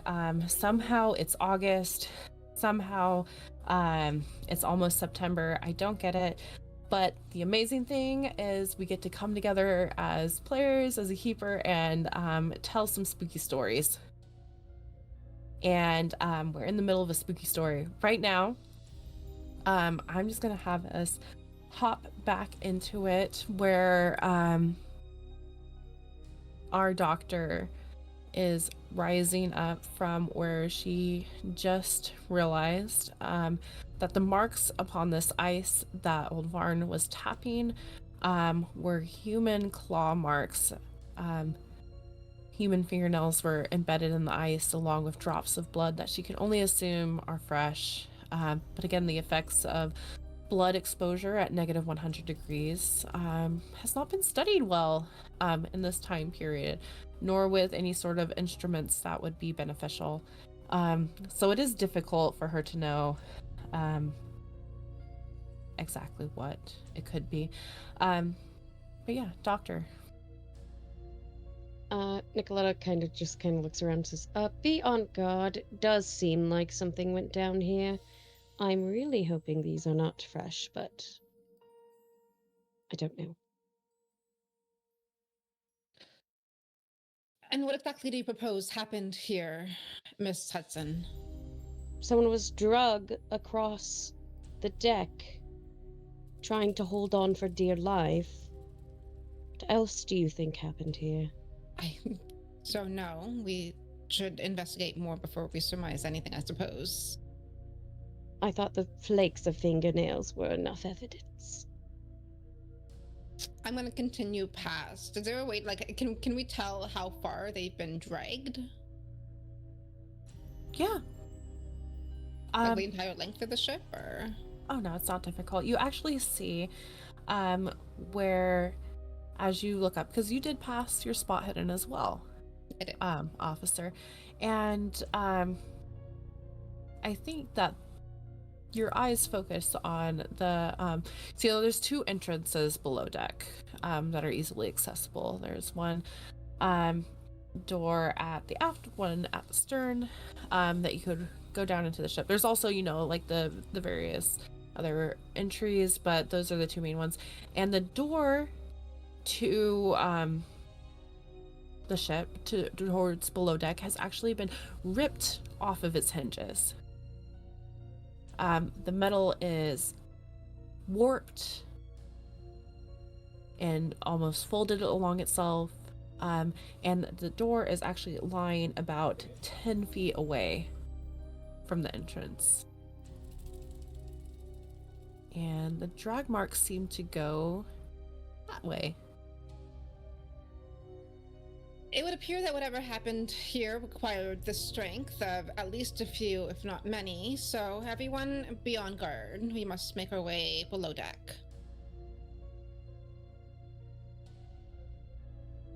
Actual deck of the ship, think there humans is could have made this.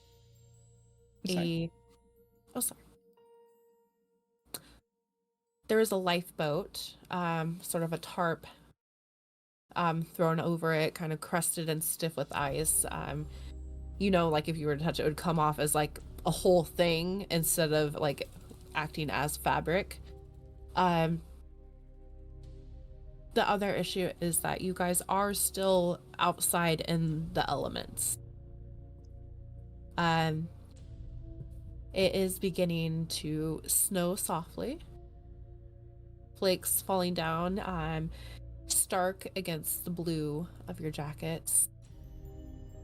And besides the lifeboat and the cranes, two of them seem to be in working order. The other one, it looks like the winch has been broken in some way. And then there's the other entrance to below deck, and the door is open. If you can kind of imagine that. So there are other things you can look around up here, but do know that it is getting colder.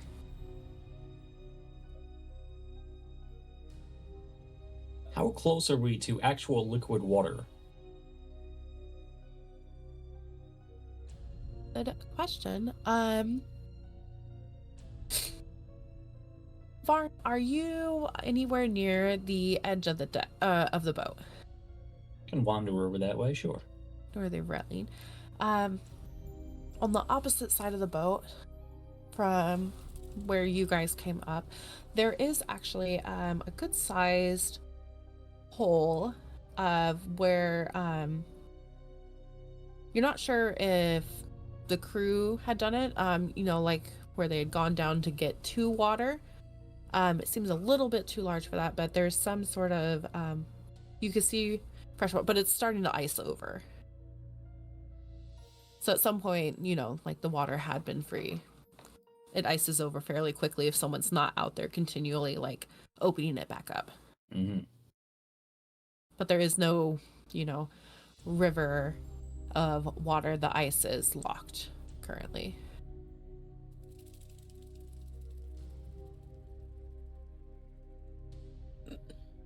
Everyone, might I remind you that we are on a direct mission ordered by the captain, so the sooner we conclude this, the better.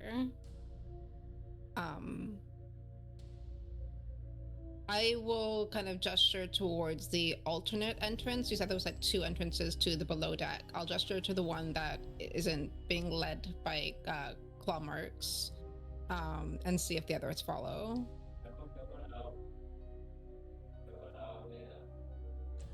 So, Everyone shall else? we divide into groups? It would be unwise, I should say, to split in this scenario, given the circumstances of the evidence that we're seeing. It would have taken the strength of, like I said, a few, if not many. So we don't necessarily know what we're up against, but the signs do seem to point to something rather mutinous. So we should stick together. Strength in numbers. Yes, sir. Agreed. Sir, yes, sir. I'll begin to head to that other door. Rivers, Varn, do you follow?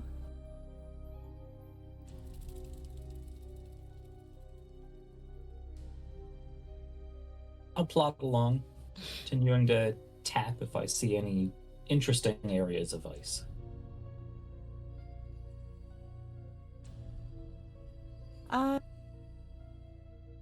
I'll say Varn, roll a spot hidden for me. That- Right. Tap, tap, taparoo.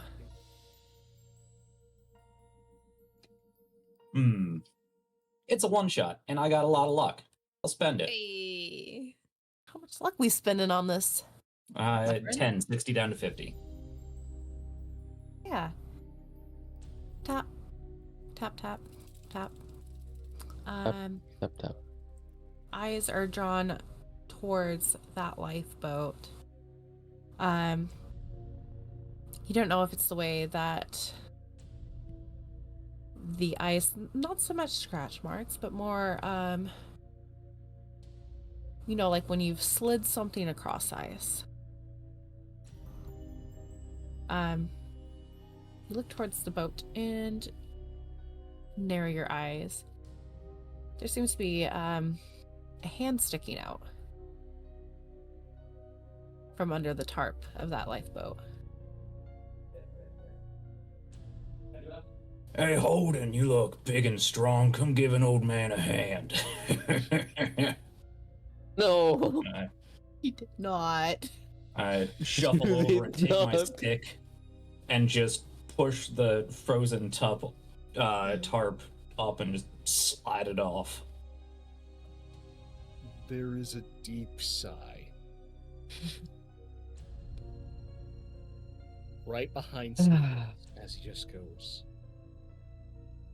Permission to go and help the navigator. Permission granted. Be quick.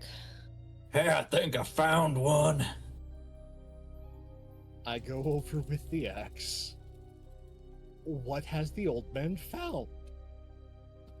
No, I think first you see the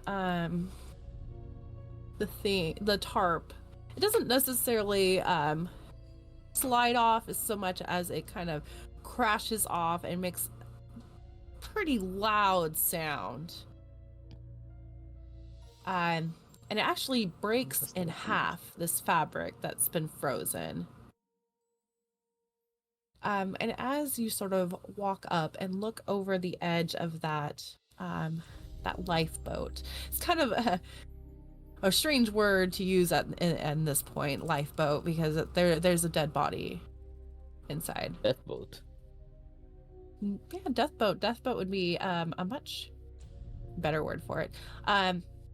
One hand sort of contorted up towards the edge of the boat. The other hand, well, there would have been a hand, but it's gone. Held against his chest, where you see blood had blossomed from the stump that had been there. Eyes are closed. Don't know how long he's been there. The body seems frozen though, so some period of time. But bodies freeze very quickly out here, and potentially an hour and a half could have frozen a body solid.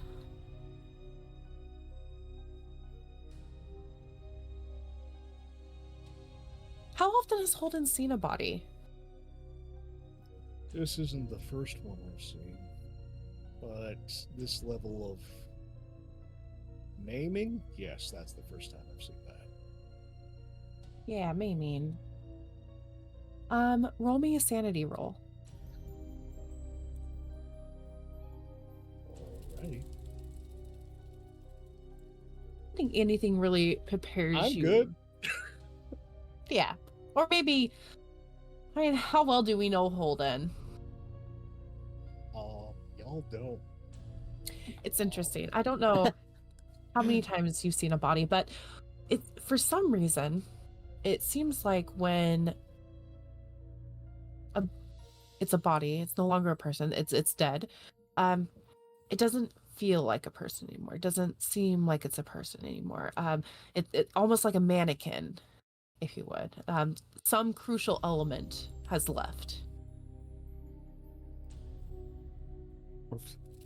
And we're perhaps certain that crucial element has left, and it's not just slightly underneath the surface. yeah. Do you search the body at all, or is it a look and then I'll leave Vern to go ruffling through its frozen pockets.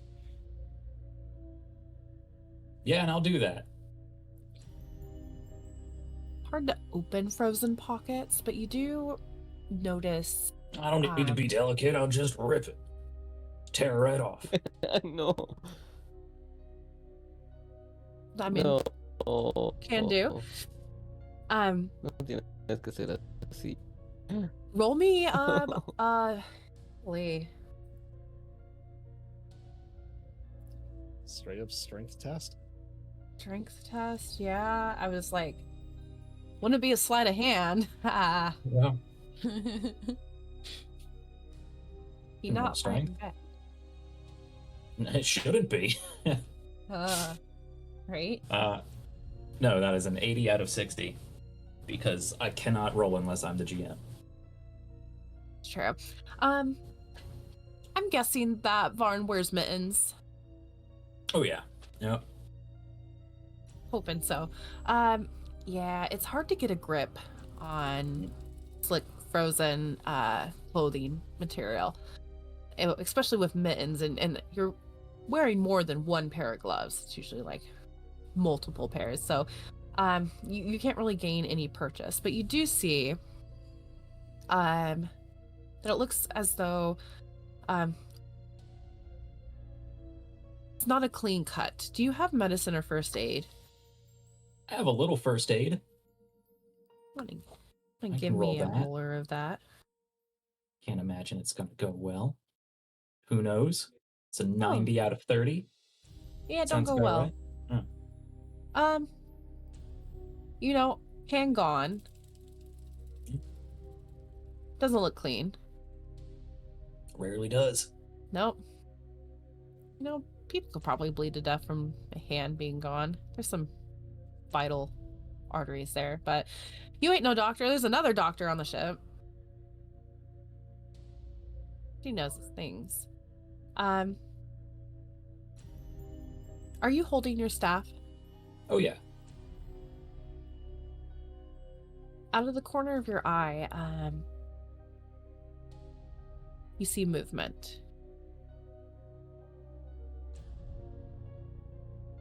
But as you turn towards it, it's probably one of those things where try to focus on it and you can't see it anymore. It's out of your vision.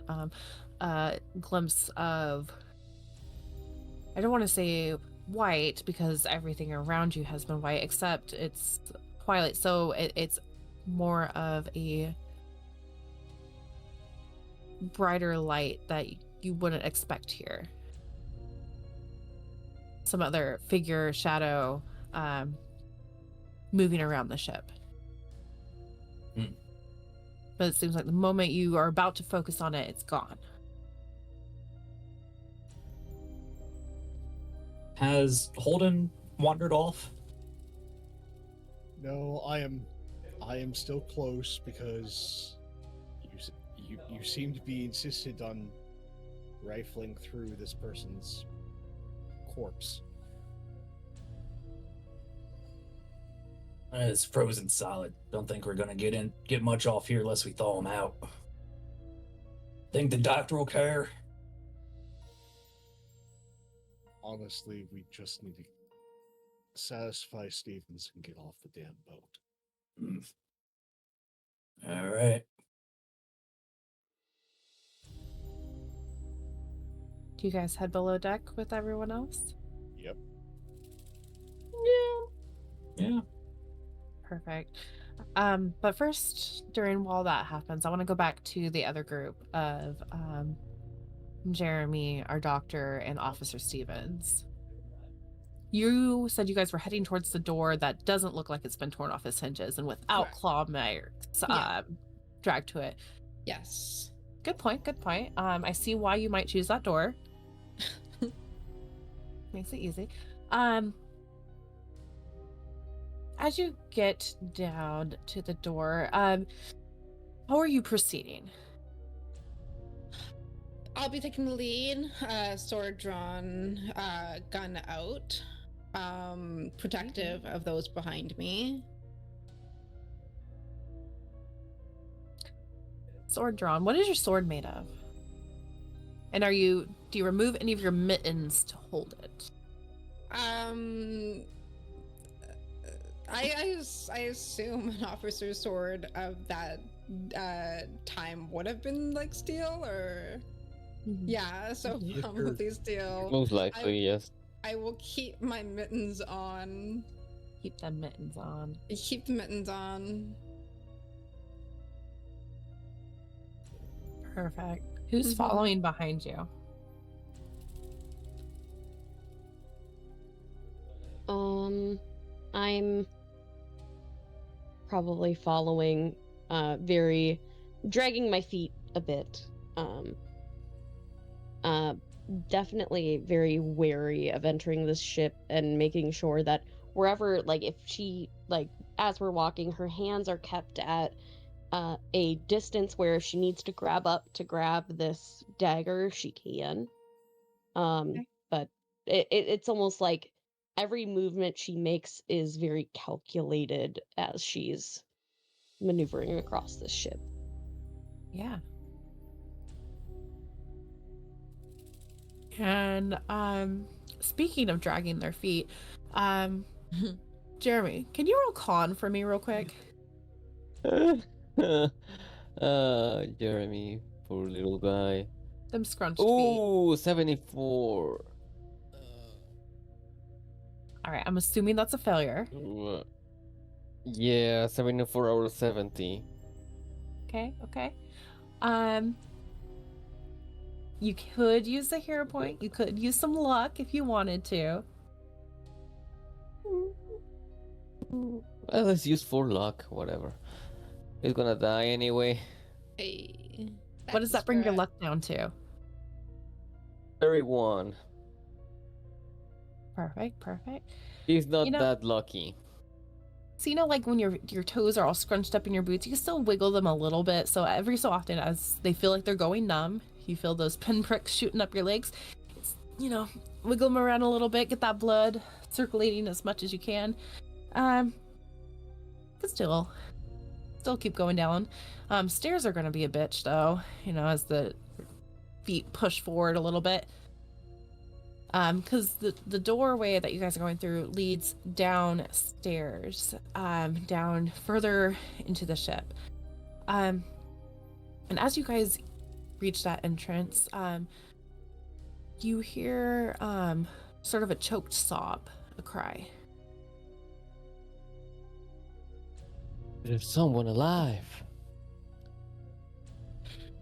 Like when you're I- trying not to uh-huh. cry, but it just chokes out.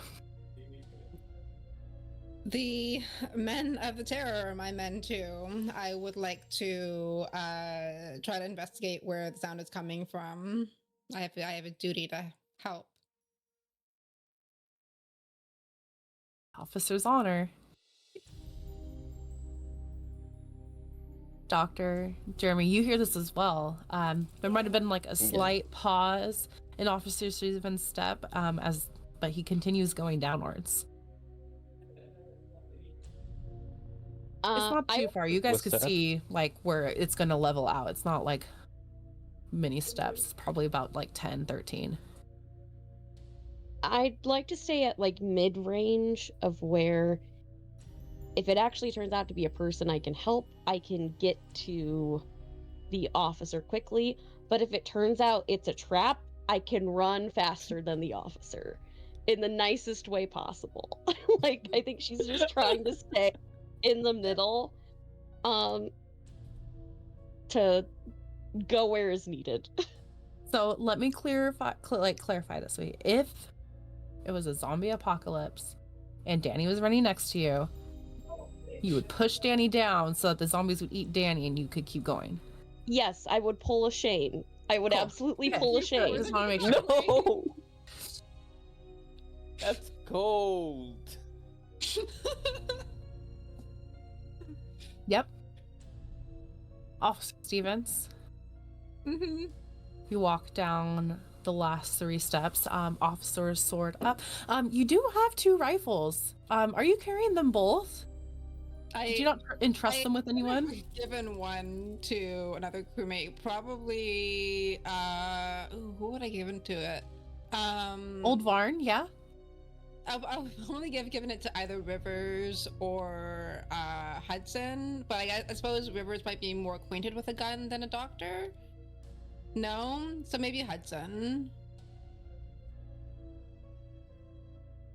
Hudson and Rivers are the same person. What's your last? Nicoletta, whose last name I can suddenly. I am cannot not good remember. with guns. You should not give that Yeah. item to me. Probably old Varn is the best option. I give it. You gonna let me play around with one of your fancy boomsticks?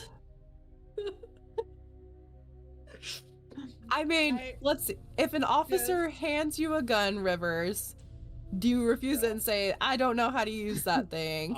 No, it's along the lines of, I've never been trained with one of these.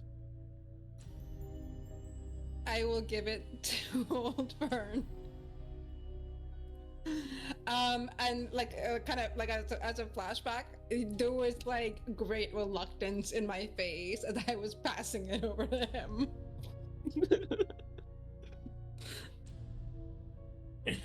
Love it. Love it. Oh, that laugh. 2 rifles, Old Varn and Tobias. Mhm. Fine. Anyways. Sorry, I just need to get that organized. You hear that choked cry again right as you get to the bottom step. Mm-hmm. Sort of like a gasping breath, and then silence again. It seems as though it's coming from in front of you, but it's really hard to tell because things seem to echo when you're within the ship. So you can do either let's say a track or a luck roll. You said track or luck? Mm-hmm. I have better luck, so I guess I will roll that. Better luck. I should have rolled track so I could spend luck, but I didn't, so I'm gonna use the hero point that no wait. I'm gonna use the hero point Jason got me. I'm gonna use the hero point Jason got me. Thank you, Jason. Even worse. Just absolutely awful. So yeah. No, yeah. You take that last step and it just, you can't tell where it's coming from. Just the way that it echoes, it could be coming from in front of you, it could be coming from behind you. You're pretty certain that it's not coming from above deck. And as your eyes sort of adjust to the darkness down here, you do see blocking your path, or at least on the hallway, or the gap in front of you, one of the doors again has been torn off its hinges and it is blocking the doorway as though it's some sort of barricade.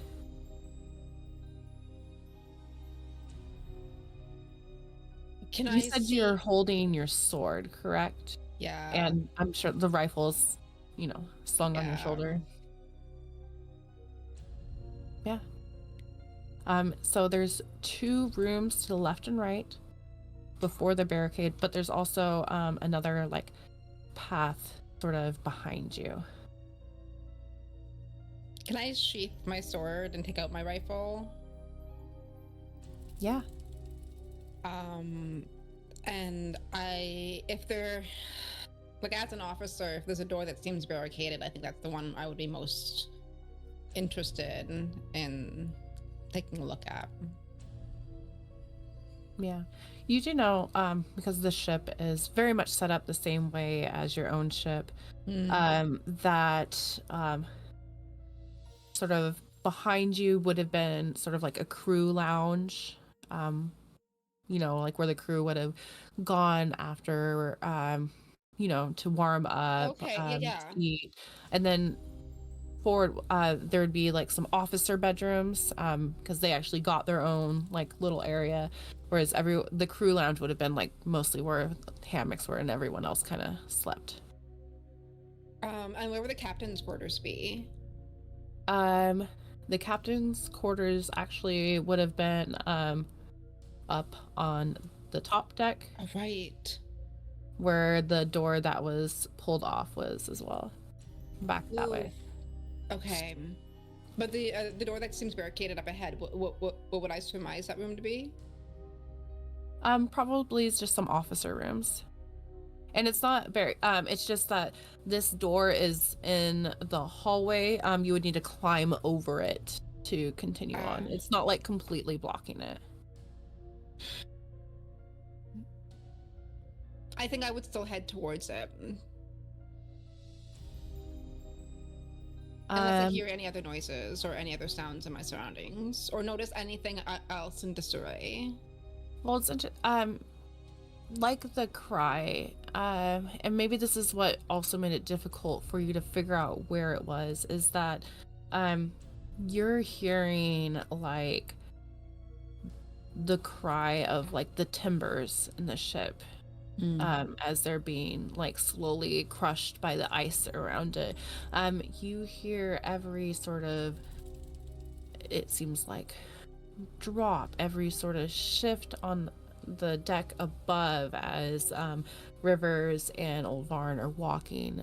Like it's quiet yet loud, if that makes sense. There's a lot of background noise that is just sounding uncommonly loud to you. Tap tap. And that tap tap, and it's such a rhythmic tap tap above you. Okay. Have the other two joined me? Or are you guys still kind of like lagging behind a while? Question. I'm within range. Within range, yeah. What's range for her? Throwing knife range? Halfway up the Touching stairs. range? Like, Throwing knife range. okay, okay. So like 10 feet? Within 30 feet. Yeah, 10 feet probably. 10 feet. Okay. Okay. What about Jeremy? Oh, Jeremy's staying close to the dock. Yeah. Doctor. He just he feels safe. But safer with the doctor than with the person who's down there. Right. What's the name of the captain on the ship? Cozier. Cozier? I will simply yell out. Crew members of the Terror, this is First Officer Tobias Stevens of the Erebus. I am seeking Captain Cozier. Is anyone remaining on board? Is anyone here? And just wait for an answer. You shout this. I shout That's what that this. means. I'm going to come back to this. Cool. As Old Varn, Rivers, you guys are heading towards where the other three went. Tap, tap, tap, tap, going along the way. And you hear Officer Stevens' voice yelling up. And it sounds extremely loud. Almost like the inside of the ship is like an echo chamber. Sending his voice up. Varn, your tapping might freeze a little bit. She does that. Holden, what are you carrying on you again? I've got a heavy pack, 2 things of rope, a hatchet, currently a large wood axe in my 2 gloved hands, and then at my side I've got dagger I always carry on me. Yeah, you said the dagger it's in a sheath at your side. Yep. But Varn, you're holding your staff, correct? Yeah, I got my staff. I guess I have a rifle now too. I guess I Your have that rifle is slung over my correct. back. Mm-hmm. But I probably have probably my ice pick on my side, rifle slung over my back. I'm not terribly. I'm an old man, not a fighter. Yeah. As you hear that loud noise, imagine your hand sliding down onto one of the etchings in your staff, which you've sort of set with silver in it. Mm-hmm. And you almost feel the air around you grow colder. Impossibly so, as a breeze sort of whips at your beard, turning like that light sort of snow that had been falling more into, I don't want to say a blizzard, but conditions are getting very difficult to see. And in that, I want you to do a spot hidden. Right.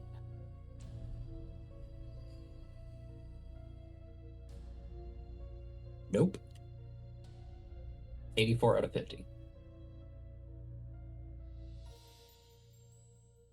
So maybe you're not. No, go ahead. Well, I mean, would you like me to see this? I have 79 luck. We got half an hour left? We have hero points. we You have don't hero have to points. see this. It's completely fine. You know what? I would like to see this. I'll use a hero point. I'll take one of those. This is a 50-50 shot. People, do not forget, 38. ignorance is bliss. Was that a It's a success? Yes, 38 out of 50, actually. There you go. Um, Perhaps it had been some snow that obscured your vision. Maybe you just didn't look the right way the first time, but as you turn again, and it seems to be almost in a spot that you swear you had looked at, but now um, outlined by the snow hitting it, almost colossal and sort of like nightmarish in proportions. Um, you don't see it fully, but you see a silhouette, as though the snow is going towards it and outlining it. It defies conventional biology and is just like radiating this aura of primal fear almost. Its height almost seems to shift and change as you try to focus on it but aren't able to, and almost like the very existence of space is like warping around it. But you do know that if you could see it, it would probably look skeletal, emaciated, windswept appearance almost. But you can't see it fully. But you do get the sense, at least from the outline of the snow in this area, that something is looming over the ship. So this is out in the distance a bit? Oh no, it's like right next to the ship. Ah, okay. You know, like when things are that colossal and huge, it's kind of a little difficult to gauge distance, you might say. Is it on the side of the ship with the hole in the water or not? Yeah, it is. Okay. Final follow-up question. How far have we gotten from that body in the boat? I feel like you Not guys terribly far? slightly far, but not terribly far. You could like take like probably 10 steps back and get to it. Yeah. So with the wind picking up and the snow, I imagine hard Yeah, to keep you're- track of it is. of people. I'm just gonna fall back for a little bit, let Holden continue on. I'm gonna double back to that body in the boat. I'm gonna take out my ice pick axe thing. I'm just gonna take his other hand. Yeah. And I'm gonna go to the other side of the boat. I'm gonna etch something into it. Just toss it into the hole in the water, hole in the ice. Perfect.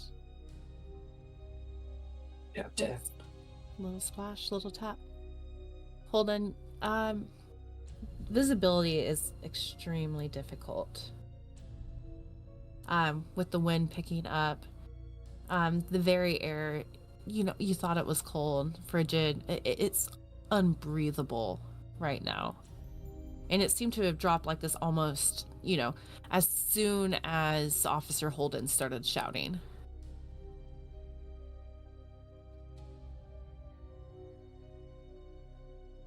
And every sort of bad thought you've ever had, dread, despair, seems to like embody the space around you.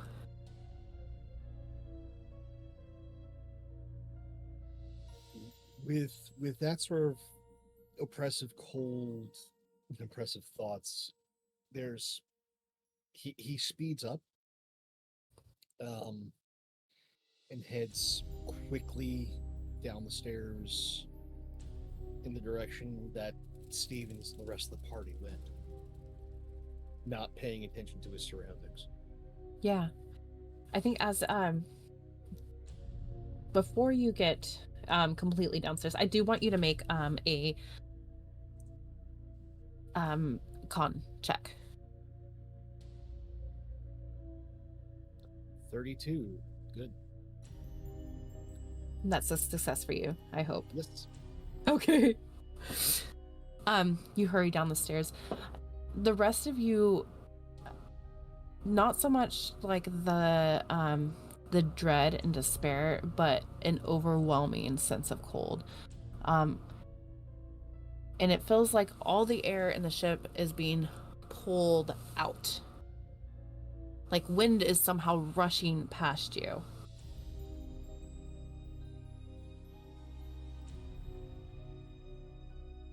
Hold on, this happened immediately after you stopped yelling, and you hear thuds coming down the stairs. Footfalls. I believe you're muted, Danny. Rivers, Fern, is that you? Kind of yelling out to the footfalls at the stairs. It's me. It might be getting ready to blow a blizzard. We either need to decide if we're hankering down here or if we're going to try and make it back to the Erebus. Dozens and dozens and dozens of men have disappeared. It's been captain's orders to investigate what has happened on the ship. We are not leaving until we figure out the cause of the disappearance of hundreds and hundreds of your crewmates, may I remind you. Stevens? Officer, if I may interrupt, I think Holden has a point. We don't want to be part of the disappeared crewmates. Perhaps we should just skedaddle and, as they say, wait for a better time to continue this search. If you want to stay, that's fine, but we need to find a place that we can hold up in, plug up holes, find some caulking, get a fire on. All right, we can find a place below deck. Where's Vern? He was just behind me, but heaven knows with the blizzard, he might have saw a seal and wandered off. No more spontaneous wanderings. I'm going to begin to head up the stairs. Past the others, just to make sure Vern You doesn't push past trail them to off. go up the stairs. Yes. Anyone try to stop Tobias? Officer Nope. Stevens. Officer Stevens, you head onto the top of the deck. I would like you to roll a spot hidden. Cool. 15 out of 30. Oh, Hey. That's a hard success. I can Villain see point. things. You're not blind. villain point. No! To me? Evil. Wow. Bring it. More villain points. I want to see 21 evil out of GM. 30. That's right. Ah, I'm sad. You want to spend another one? Can I spend? No, you can only spend one on a roll. I mean, it's no longer a hard success, now it's a Caravan of regular Cthulhu success. Week. It You is- can do whatever you want. You Hold got the on. power. Chat. Do I use double villain points? Use the villain point. Graham, tell me now. Do I do Use it? Well, here's the thing. If you spend the villain points now, they can't get spent later. It's true. Yes. Use the villain And I do point. have to use 12 in this game, so Yeah. villain point. Villain Yeah. point. All right. Let me just quickly jot it down. Yeah. Let's go. Knowing the dark side of the Force. 22 out of 30. Damn! You are The on a dice roll. want what the dice want The tonight. dice want what the dice want. Yes. Mhm. I will- This is a Guys, fixed God point in has time. spoken. You guys, I used 2 villain points to make Danny reroll, and they succeeded twice. They succeeded 3 times, technically. Yeah, this is a Danny, fixed you've point been in blessed. time. I'm so sorry. I'm so sorry, Stevens. You have to see what happens next. You have to see what Have to see happens. what happens now, against my will. The cutscene begins. Hey, Daredevil, I know you are blind, but you gotta see this. I'm so ready. You're good. Officer Stevens, as you sort of crest the top of the stairs, you begin walking onto the deck, looking for Varn. And as you are walking, you don't know what it is, but it just seems like every step you take fills you more and more with dread. There's a flashback in your mind, and you're back on a battlefield in a medic tent, trying desperately to save lives, and it just seemed like that day, life after life has died beneath your hands. Heart stopped. And then it flashes back again, and you're at an awards ceremony being lauded for your great achievements in that battle, and everyone's applauding you, and all you can think about is dead eyes staring up at you on the table. Of other friends you couldn't save. Looking over at Nicoletta, who had been with you on that expedition, and the lives that she couldn't save. Despite at your orders, you've been in these battles, you've had these awards for what? It's just despair in every single step. And there's a beauty to being dead. If you've ever thought about it. There's no pain, and there's no sense of self.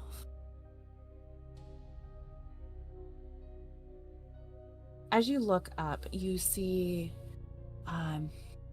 this huge outline, that seems to be pulling all the air within you towards it. That's probably why your footsteps took you to the edge of the ship, because it just seems like the wind is pulling you that way. You try to take a breath, but it seems to almost freeze within your lungs as you look up. I'm going to have you roll a dex save as your eyes focus on this colossal beast in front of you. You get more detail seeing it as almost this skeletal being that is layered in like this layer of frost. Almost 31. like, is that a success? Mm-hmm. Villain point, roll it again. Come on, Tobias.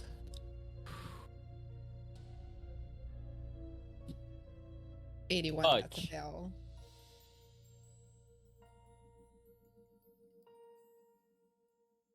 Barn, what happens?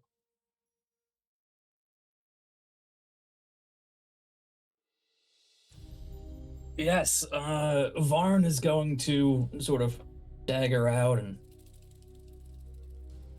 You really want to find those crewmen of yours?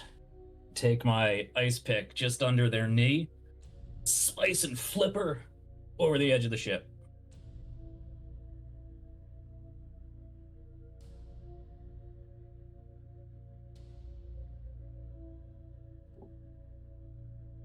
Wait, Thought wait, that wait, wait, long wait, wait, ball. wait. Splash into some icy water. Not sure which one kills you, but you do know, like I said, that there's beauty in death. Mm-hmm. To the other three downstairs, Tap, tap. you hear tapping on the top of the deck. No shout, no scream above, but it doesn't seem like Officer Stevens has come back downstairs. Tap, tap. Did we hear a thud, a splash? Did we hear anything like that? You hear a splash, but you also hear, it's hard because somehow there's wind in your ears. And a tap, tap. Tap, tap.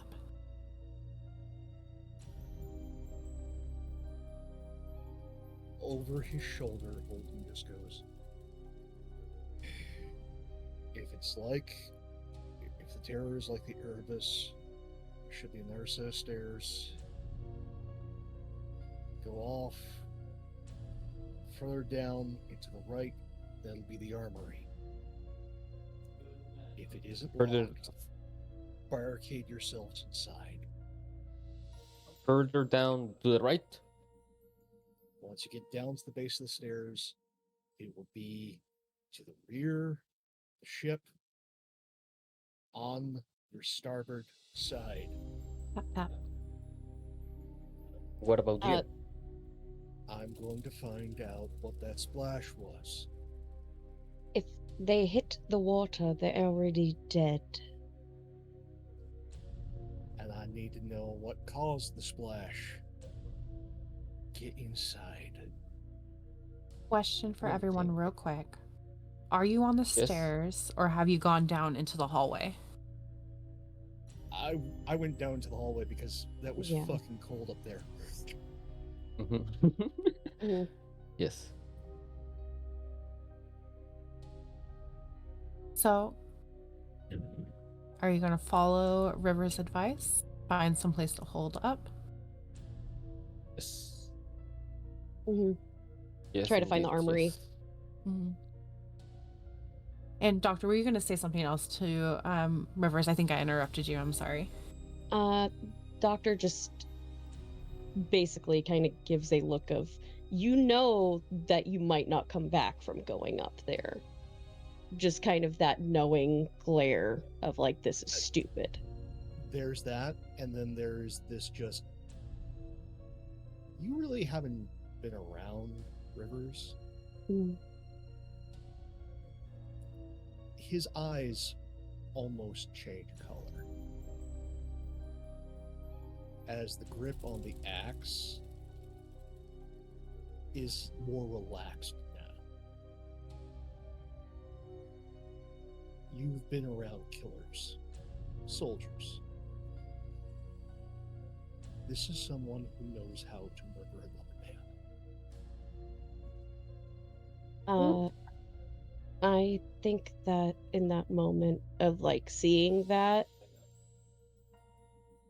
she will attempt to take Jeremy's hand and run. Like, this is kind of give a nod of like, okay, I'm gonna go hide now. You do good stuff. Try to survive at all costs. That is Nicoletta. Perfect. And Rivers, you're going back up the stairs, correct? Yep, and at a very relaxed pace.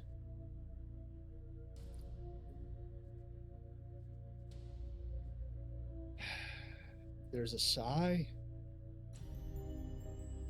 Well, it's already damn cold. Might as well do this to get warm. Dun, dun, dun. As he crests the stairs. Roll me a dexterity check. How And about I give you a dodge instead? no, it is dexterity. Okay. Is there a way to modify the roll for you? Like a Yeah, -1, -2? Yeah. Can you do it at a -2? Sure. Could you also call for hard rolls to hit half or even quarter, I think it is, checks? I don't know if I can do that on. Yeah, you can call for hard successes or extreme successes, so they have to like hit a smaller target number. Okay. Well, I don't know if I you could add that into there because I'm not in Foundry, right? But it would be a hard success. that would be a failure, but I'll spend one of those hero points because I'm selfish. Okay. So let's do our decks. Roll difficulty, you said hard, Yes, sir. and add -2 dice. Mm-hmm.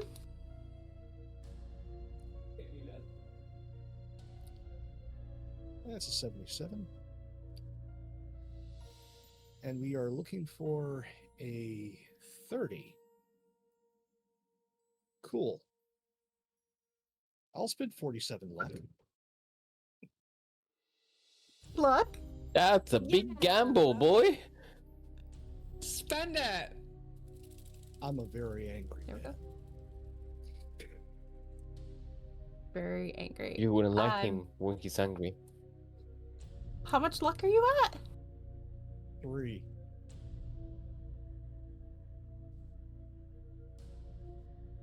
Let me just write that down. 3 luck. 3 luck.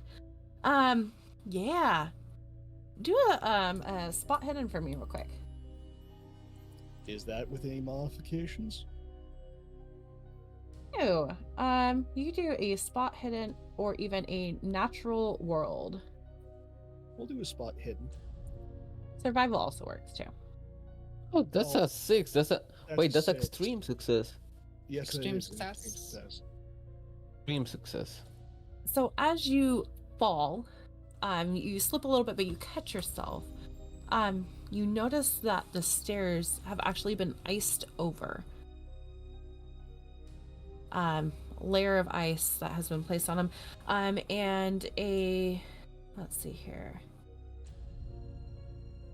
There is a canteen, like, propped up against the doorway.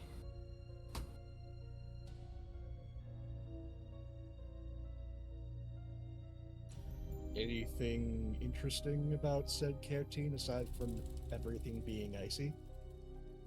Well, I mean, these steps weren't icy when you came down, and now they're icy going up. Had you slipped on those stairs, you most definitely would have fallen down and probably broken your neck or something. Yeah, probably. I've had worse nights. Continue up.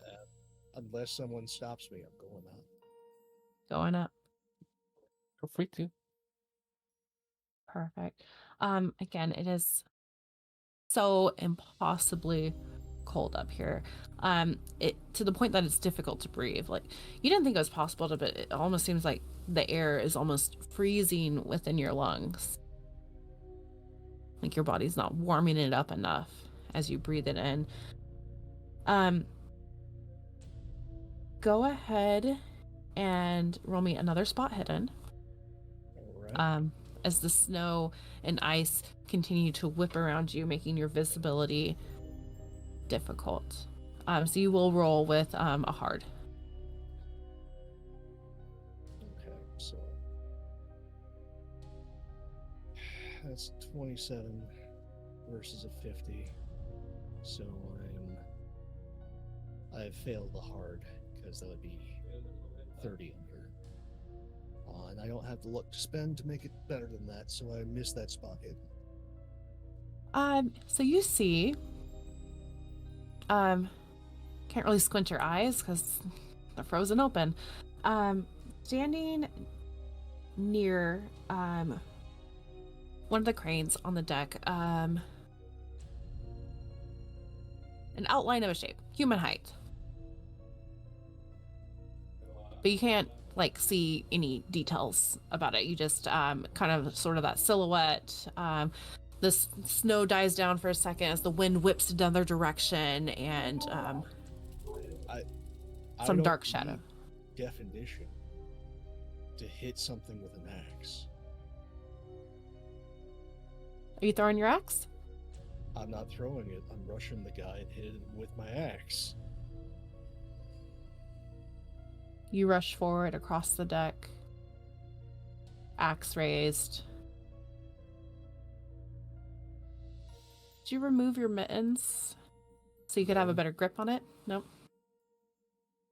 I've been homeless for most of my life. I'm used to fighting with mittens on. That's true. Oh boy. What's going through your head right now? What's your thought process as you are? It seems like time almost slows as you get towards where this body is standing. This figure. Funny. I killed a man to get this job. And now I'm killing What? another man to get more.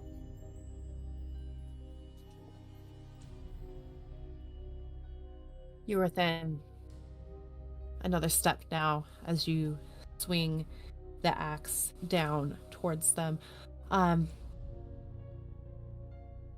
you notice something you couldn't notice when you were further back until you were right up against them, that this is the body that was in the lifeboat. It's been propped up somehow. One of the shovels sort of rammed into its back to make it stand there. And as your axe hits this frozen flesh on the other side of the crane, I take my pickaxe and just cut that nice brittle rope. Now I would like to We are dodge. fine. Dodge, you said? Yeah. Yeah, go ahead. It is at a difficulty hard. Okay. Fail. Would like to spend a hero point though. Go Okay. ahead. Are we down to 5 hero points? We are currently down to 5 now. Okay. No. Fail. Wait, no, it says hard difficulty, regular success. What? No, that's not how No, it works. it would You need a because hard the success. I have to roll under half. Yeah. I have to roll Yeah. 40 or below. So no. I'll let you I describe this, failed Pope. much. So this is something the big heavy things falling. Yeah.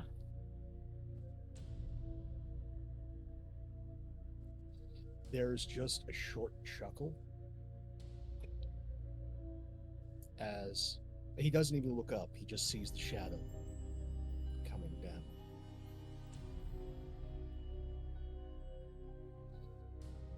Well, we don't have to worry about being cold anymore. And that's the impact. Impact. But you're not cold anymore. Back downstairs. You guys are climbing over the doorway that was blocking the hallway to get further into the ship. Yeah, trying to follow Hudson's directions to yes. find the armory. Okay. Yeah. Simple normal dex save or dexterity roll, not a save. Or climb.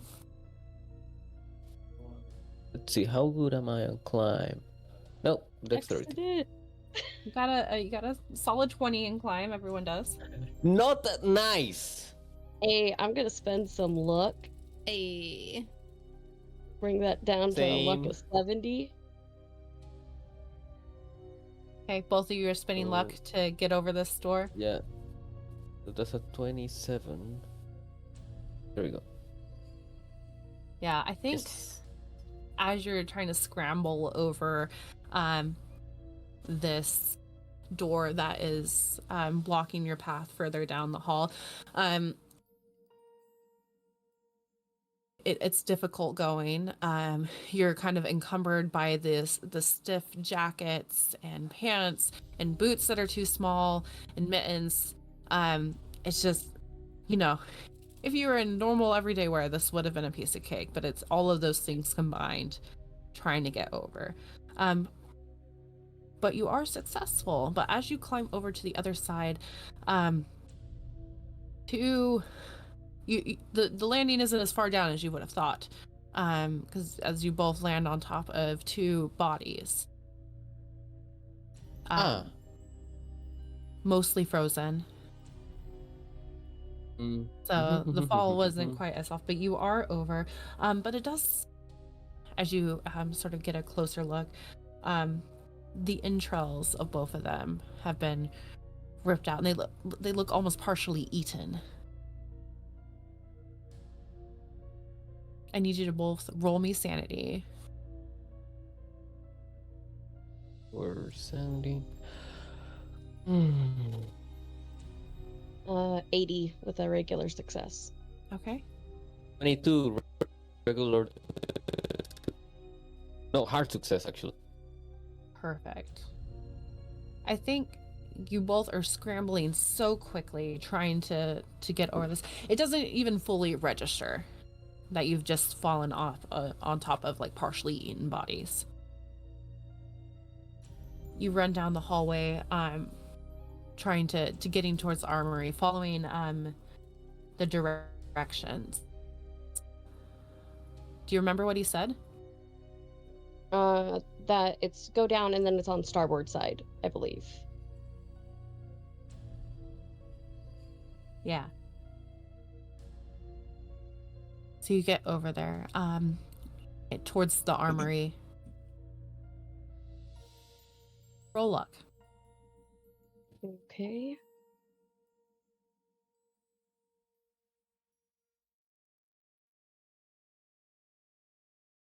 Me too. Hard success.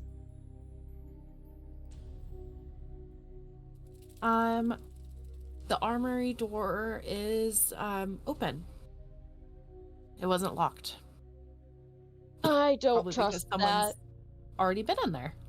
Don't like that. I think at this point, that Nicoletta is going to take one of her silver scalpels, and she has mittens on in one hand, and this dagger from the other, just in case, because I do not trust a door being open. It's the armory. This just nope, absolute all the spider senses of dear God, nope. Rather go down swinging, I guess. Well, I mean, it's not bad for an armory door to be open. I mean, especially if people were trying to arm themselves against what's on the ship. A quill can be used as a weapon, right? Sure. Sweet, dear, sweet summer child. Sure. Right? I have to The give written poor word Jeremy a is as fighting sharp as chance. knives. It's fine. So do you turn around and go back, or are you continuing forward? Forward carefully, at least for Nicoletta. Nicoletta, roll me a spot hidden. Okay.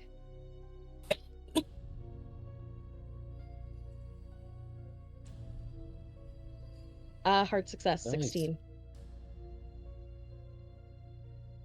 Super nice. As soon as your hand touched that silver in your dagger, you blink your eyes, and there seems to be an almost silvery blood, silvery liquid. You can't really describe it, but it's not frozen.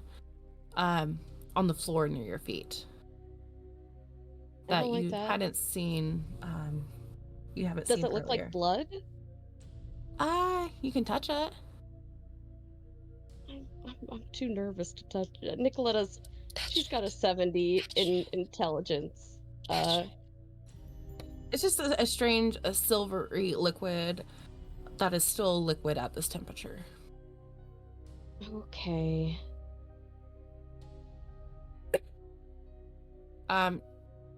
But Jeremy doesn't seem to see it. I will say watch out. Gesture to the floor. It wouldn't be good to slip and fall. Noted. Jeremy, you look and there's nothing there. Jeremy will take the assumption she means that it's ice or something. You walk Jeremy around is it. like, yeah, he'll just trust Nicoletta. You show him exactly like where it's all at. Yeah. Coo. Yep, roll me some luck. Oh, I have Unless such you want bad luck. our doctor to roll it for you and use their luck to see how well they describe the situation. I will allow that. Please. Okay. Oh, Yeah, I can do that. or did something happen to Pope? Might have been a connection issue. Yeah. Yeah.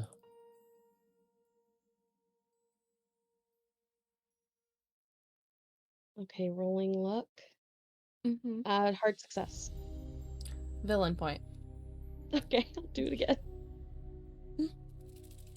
Regular success. He's successfully able to walk without touching this silver liquid that only you can see and he cannot. You guys continue forward and perhaps wish you might not have. Going into the armory. There are remember, this expedition probably had over, surviving at this point, potentially like 80 crew members. There's probably, oh no, not sure how long you keep staring and looking at it. More than one, maybe more than 10 bodies in various stages of looking like they have been torn apart, consumed. I mean, Doctor, you've seen shark bites, at least pictures of them. I don't think you were ever stationed anywhere that warm. It almost looks like that. I need you both to roll me a sanity check. Oh, Tap tap. Hard success. Mm-hmm. regular success. Villain point on both of you. How many villain points are there left? I started with So 30. many. There's still too many. There's still 30 left. 30 villain points. Come on. Regular success again. Both of you? Yep. Yes. I don't know how the sight of 20 bodies in a room having been consumed does not make you lose sanity. That feels like a hard or even extreme sanity check there, Sam. Oh, I think that might be. But I hadn't said hard at first. I'm like, No. To be fair, we've got the doctor that's seen a lot of dead bodies. So 20 in various 20. entrails sort of Yeah. scattered about. I do agree with Jack on this one that it should have been a hard roll. If you guys are okay with that, if you think the doctor's seen enough bodies, seen enough battles that they would not have, then you would be fine. I think it's more so the paranoia that's the problem than the actual what she's seeing. Yeah. So I'll make Jeremy, if you're okay with it, reroll that at a hard. I'll give you a hero point, but not to be used on this roll. Okay. Oh, come on, Jeremy. Come on, buddy. Ooh, a fumble! Whoa!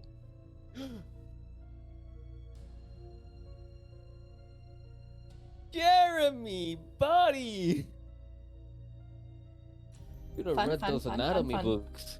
That was a natural 100. Natural 100. Let me just grab my as you The big ol' 100. have a bout of a madness over Yeah. here.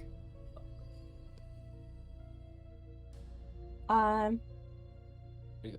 For story, I am going to use my villain point and choose what your bout of madness is. Using one more And- villain point? Using another villain point to choose the bout of madness. And for it to be extreme, severe paranoia. Everyone is enough. out to get you. No, the dog. No one could be trusted in this moment. Someone's betrayed you. What you're seeing is a trick. The only reason that these people must have brought you onto this ship is probably to kill you. And the doctor is in on it. Everyone that came here with you is in on it. That's why she put you in these small boots so that you couldn't run away. It was And you're looking you all over at the along. doctor with that knife in her hand. Like, she's gonna try and kill me.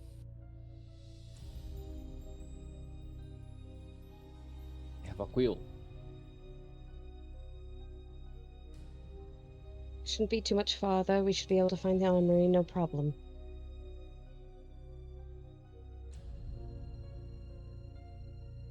Jeremy, Mm-hmm. why are you looking at me like that? Why are you looking at me like that? Because you're giving a strange glare. Look, don't know what happened to the others, so we need to stay together. Right. The voices in your head, Neil or Jeremy. She's gonna kill you if you turn your back on her. She's gonna put that dagger straight in your back. You're not gonna be able to finish your book. Could the No, only not way my that you book. get allowed? No. She'll probably tear it apart after you're gone, or maybe publish it herself. No, not plagiarism. That's a real monster right there. Yeah. Would anyone really know if you did something?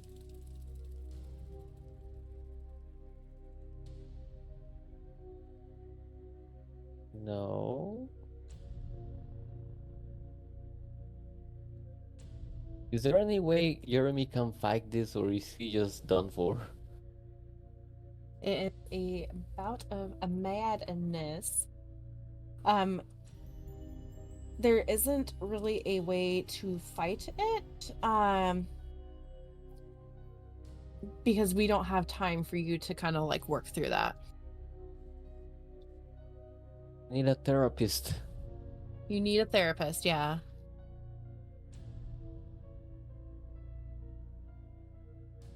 You want to come talk it out with old Vern? No, I don't think so. Jeremy called it.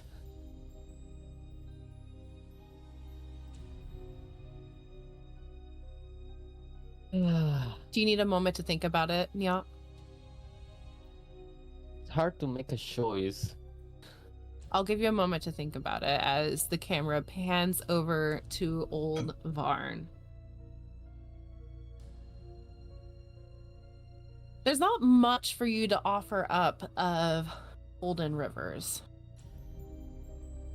Pretty smushed, unfortunately. Mm-hmm. I'll Might not have planned hobble that one over quite and well. push through the debris much as I can. See if I can take a boot off and take a foot or hand. I want to say all you can find to offer up is a middle finger. Yep. Fitting. That'll do.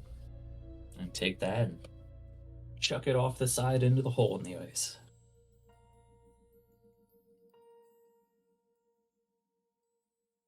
Do you look at the creature? Actually, before I toss it, I am going to I'm going to take my my pickaxe. I probably did this before. I'm going to take my pickaxe and just sort of run what blood might not be entirely frozen and brittle already onto my stick, and take the finger and just give it a nice squeeze for a second. Just run that down the side of my stick before I toss it over the side. Perfect. But yes, I would turn to the figure looming over the boat. Yeah. Tap tap. I mean, you know what this is. This is... I don't know if worship is the right word. Oh no, the ice demands its toll. I'm just smart enough to pay it. Yeah. Knew this was coming. It's you are the ship's navigator. This is what I'm here to do. We might not be stuck in the ice all too long if I do my job right. And then all that's left is the question is, are you going to go back to the Erebus after your work here is finished? Of course, I didn't do all this to well, you don't pay a toll and then wander off the road.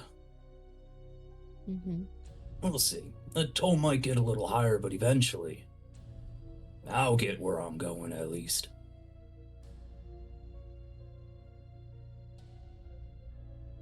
Last question for you. Is this the point that Old Varn heads back to the other ship? Or does he go downstairs?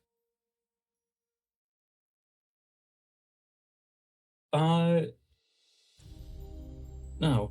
Vern would go downstairs. Yeah. Job's not done. Tap down the stairs. Back to the doctor and Jeremy. Jeremy, those voices in your head are loud. Everyone is out to get you. They brought you here. They want to kill you. They're gonna plagiarize your book. You don't know if the doctor is leading you into trouble or if what they're saying is true and they're just trying to help you because your mind is going a million miles a minute. Have you made a decision on what he's going to do? I will let you roll, if you can't make a decision, a power roll.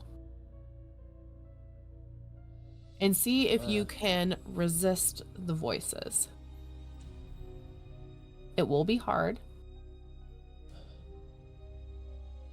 A hard power roll. Yes. It needs to be, it's a 45, so it needs to be less than 22. So it's a 22% chance. Also, thanks, Raiders, High Shelf Collective, amazing people. Hey, the high We're shelf. deciding if Hello, Meow everyone. is gonna kill Mary. But no, character. Or at Jeremy. least try to. Or try to. I mean, he's the one who doesn't have a sharp weapon. Well, I mean, he can try to stab him, but Just write some like scathing comments about her and then read them to her. Stick and stones may hurt my bones. Right. Okay, I'm gonna try the power roll because, I mean, last time was a fumble, but I don't. 22% chance is not a real good chance. No, it's another fumble. The universe has spoken. The universe The has dice spoken. want the dice wants what the dice wants. The dice wants what the dice wants. There mean, I is could no use the- way in hell. You could use a hero point. I will give you that. Can you hero point fumbles? We're don't for know. story's sake, because it's already almost midnight. Let's go for try to attack her with the quill, not the sharpest tool. At least try to push her away. It tries to run away into the opposite direction. So is that brawl? Yeah. Would you Brawl. I hate to step on toes, so Yes. tell me to shut up, but would you like a suggestion? Yes. That book of yours is probably a lot heavier than the quill is sharp.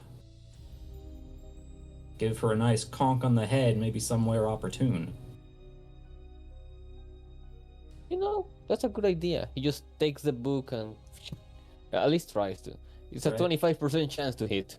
Right on the spine. Yeah, it still fails.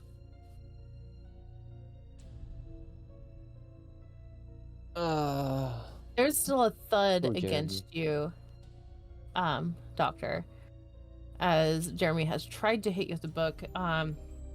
It's more an annoyance than anything else. It wasn't as thick as he probably thought it was. Some of his papers go Oh. flying. No, the manuscripts. You know, really, this is not the time to toss books at people. Seriously. You all of you are in it. All of you, everything you wanted was my book. You brought me here so you could kill me down here, steal my ideas, hide my body. I disappear. You're just a poor little librarian who came aboard this expedition. Bunch of fools. Idiots. You're not getting anything from me. You're not getting anything from me. Great. Well, I suggest if you don't want to go and hide and work together, have fun outside. I, for one, have a family I'd like to go home to.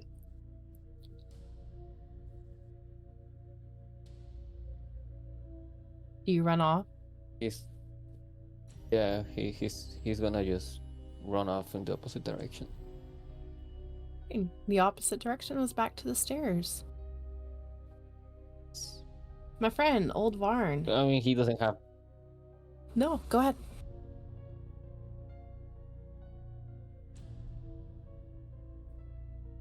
You see Jeremy running towards you, or running in that direction. There is a door that is in between you, though. You do have a rifle.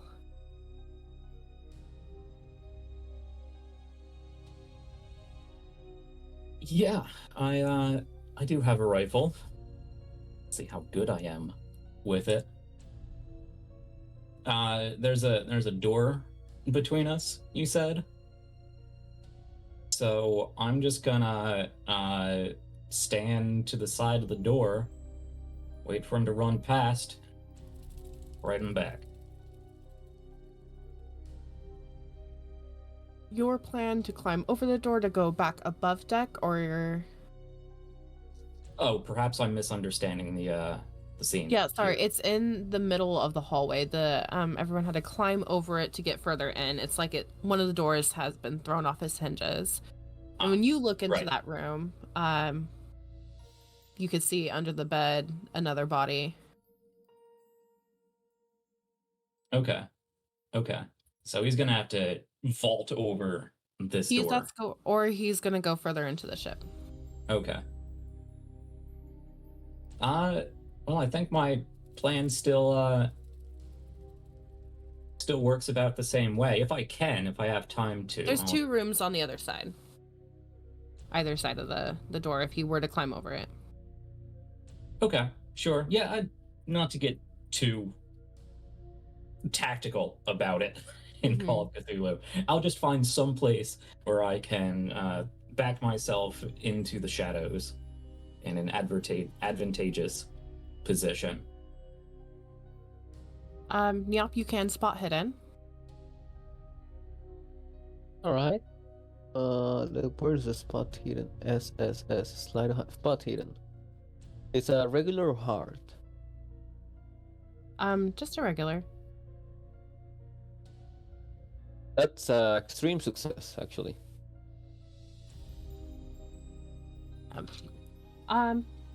Maybe Warren, wasn't able to hide as well as he thought it was, but you do see him standing there. Oh, but shoot, he's out to get you too. Yes. Actually, in this case, it's actually true, but This case is accurate, but he doesn't know. See, you still got those legs.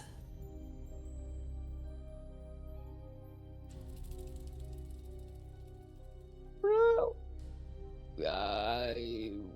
what can Jeremy do right now? He notices him. He's gonna avoid him. That's true. You could continue in the ship. I do need another con save from you though, as well, or a con roll. All right, regular or gonna be hard? hard. Regular? You've been wearing these small boots for a while. That's a hard success. Wow. Maybe the boots have been like expanding. He's become one with the boots. He's become one with the boots. Back over to our kind doctor. Can I go ahead. actually? Yes, please. Since he sees me, I don't know exactly the geography of this ship. Can I chase him towards those frozen over stairs? He would need to. So you had to descend those stairs. Right, and then there's the door in the. So think a narrow hallway after you descended the stairs, and then a door that has been pulled off the hinges and it's just in the middle of the floor. Jeremy's on one side, having come from further into the ship, whereas Varn has just like come down there. Gotcha. Yeah, no reason he'd run past me. Yeah. Cool. Sorry. Fine. Doctor, you're in the room with 20 bodies, or so. I'm looking for guns. I'm looking for weapons, TNT, any of it. I am searching for it. You can roll luck. Doesn't necessarily mean you'll find something. 64. Is that a success for you? It's a success. My luck is 70. You do notice on one of the bodies that they seem to be holding an officer's pistol. Grabbing that. Absolutely. Strength check as the metal has frozen to the hand. They weren't wearing their mittens. I rolled a 1. Your rolls are insane tonight. I'm gonna die! Mary! I'm using it all up. I'm inside of the crone on Monday. Sort of a little bit of some resistance, but body's fairly fresh. It had other bodies on it, keeping it fairly warm. So you're able to pry the fingers off and get the gun out. How much do you know about guns? She grew up in the country in Ireland, then was taken to the England, so she probably knows at least for hunting concerns, but probably a flintlock pistol? No. Hopefully just point and cock it and point and shoot. Like, can you roll a hard luck roll? High or low? We'll go with low. Okay. I'm just gonna roll a physical dice. You said low? Mhm. I rolled a 6. Okay. That will reveal it later. Where's your plan? Where are you going? I think at this point, I think she's waiting. One of those, depending on how the armory works of where the door is, she wants to hide herself on one side, so if someone is trying to come through the door, I have an opportunity. Because I don't trust anything going on here at this point. There's some weird crap going on. Mm-hmm. Welcome to the club. Right. Jeremy, back to you. The air is screaming past your ears as though it is being pulled from the inside of the ship out that doorway that you had come down through. The air continues to grow degree after degree after degree colder. You feel your teeth chattering in your mouth. And almost a feeling of like they could be cracking under the extreme cold. And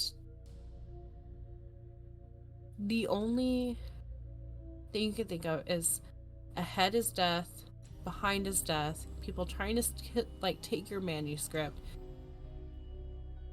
and you are feeling like a trapped animal inside of a very small cage.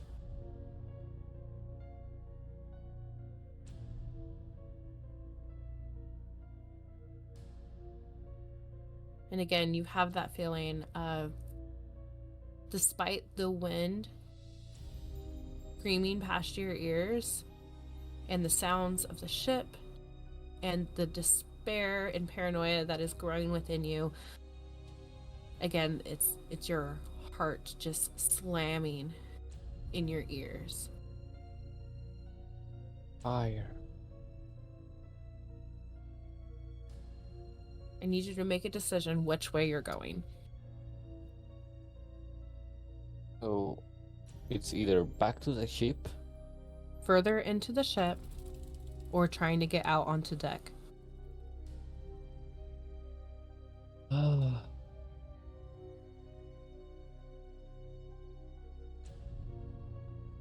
go back, I risk sending Jeremy to Old Vern. If I send him forward, I risk him going to the bad weather. I take my chances with the weather. Okay. Dexterity check as you climb over the door. And remember, you are going towards Old Varn. You don't know if he's going to stop you from going up the stairs. You think he might, No, but Mhm. wait, where's Barn? Varn is on the other side of the door towards the weather. Doctor is further into the ship. You could try to find the other exit. How about the other exit? So you turn around, turn your back towards Varn, Yeah. and run further into the ship. Mhm. Give me a constitution check hard. Hard Constitution. That's 35% chance. Nope, that's a regular success. Oh wait, I still have the hero point, right? You do.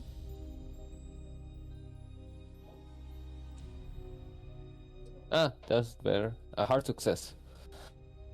17. That was your hard success? Goodbye, hero point. Yeah, the hero point.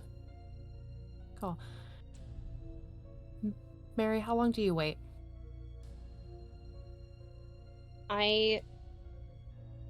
Would you like me to roll something to see whether the paranoia takes over, or Sanity. Okay.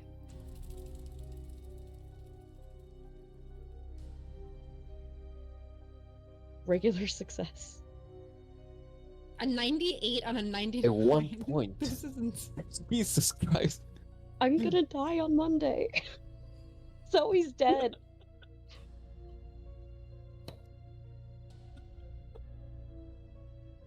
So maybe you're waiting. And waiting. And waiting. I want a con check as you continue to just wait. Are you standing still as you wait? Try I not to think- make noise. She's trying not to make noise. And I think that she would be trying to time steps with how the ice creaks the ship, slowly squeezing it. Okay. It's not like moving back and forth quickly. She's Mhm. being very deliberate. Gotcha. So slowly moving Mhm. back and forth. Can you roll a con check at hard? It's a failure.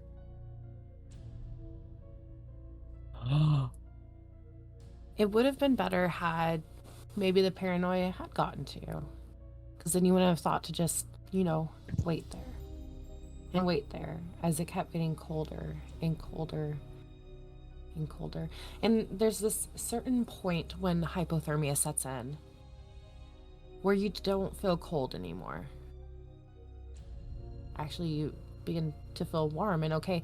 And to the point where you actually want to remove some of the layers of clothing because it's getting too hot. And then it gets difficult to kind of keep your eyes open. Falling asleep.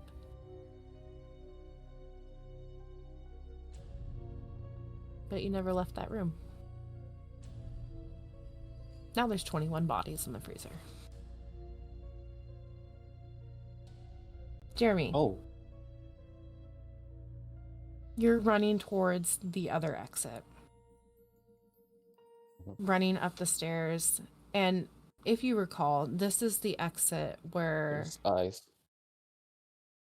the door had been ripped off the hinges and Mhm. something had been dragged down the stairs. I need you to roll a sanity check as you pass body after body after body that is lining this hallway and on the stairs. Are- You have to climb over these bodies to try and get to the stairs.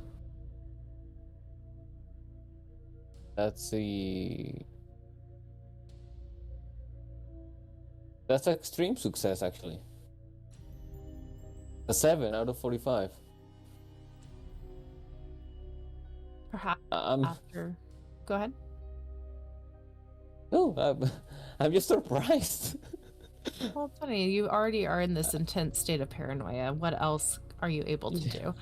But you get to the top. Last couple steps. And the last 3 steps are actually busted through. Gone. If you want to get to the exit, out into the elements, I need you to jump. That's And there is a jump roll. yeah, that's really low. Jesus Christ. Or you could go backwards. It's But a normal regular. it is a regular jump. Since you've been succeeding on actually let's make it hard because you got small boots. It doesn't matter. One. What is? Villain point. Yeah. I don't want your 1. Get out of here. You can do that on a stream success of a 1. Yes, I can because I'm Sam. Boundary is against you specifically, Sam, tonight. Yeah. No. Eh, This is like speedsters in the Speed Force. The fewer there are, the more important they become. I'm trying to Ah, use the villain okay. point. Thank you. Roll it again. Yeah. Yep. Ooh, yeah. That will do it. That's an 85. There we go. Happy? I am. Thank you. You jump. Is that hoop on the chat? I think so. But and perhaps your toes had started to go numb in these boots. I know the blood is running out. You think that you're gonna make it, and your hand slips onto the edge. You try to pull yourself up, but there's like that layer of ice. You can gain no purchase, and you fall into that hole that has been created there. And that's where Jeremy's story ends. All right, Old Varn, I will let you write us off as what is his final scene. As does he continue back to the Erebus? Yes, after a short survey of the ship to see if the price has properly been paid. If I find them, take something and chuck it over the side. If not, well, the ice will take its toll whether Olvarn is involved or not. True. You're able to take a piece out of each of them, toss it to the Ithaquah, give it its sacrifice.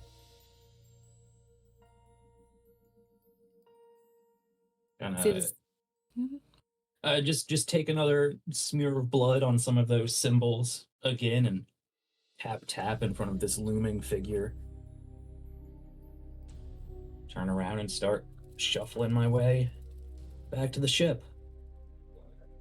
I'll concoct some sort of story about what happened. Mm-hmm. But it's the ice up here. It's the cold. Was the captain really expecting anybody to come back? Probably be easy enough to write off. Wandered off and they weren't properly supplied, or maybe a polar bear got us. I can scratch a few nicks into myself. There's always ways to. There's always stories There's to always tell. ways. Yeah. And that's where we're going to end our session tonight. Pretty much TPK. There we go. As we do. Yeah. Thank you guys so much for playing tonight. I'm sorry we went a little bit over. You guys were absolutely amazing, fantastic cast. I love each and every one of you, and I don't think I met my threshold of using at least 12 villain points. What was I at, Danny? You are at 8 in total. Damn, Close. it's so hard. Okay, but we almost used up all the hero points. How many hero points are left?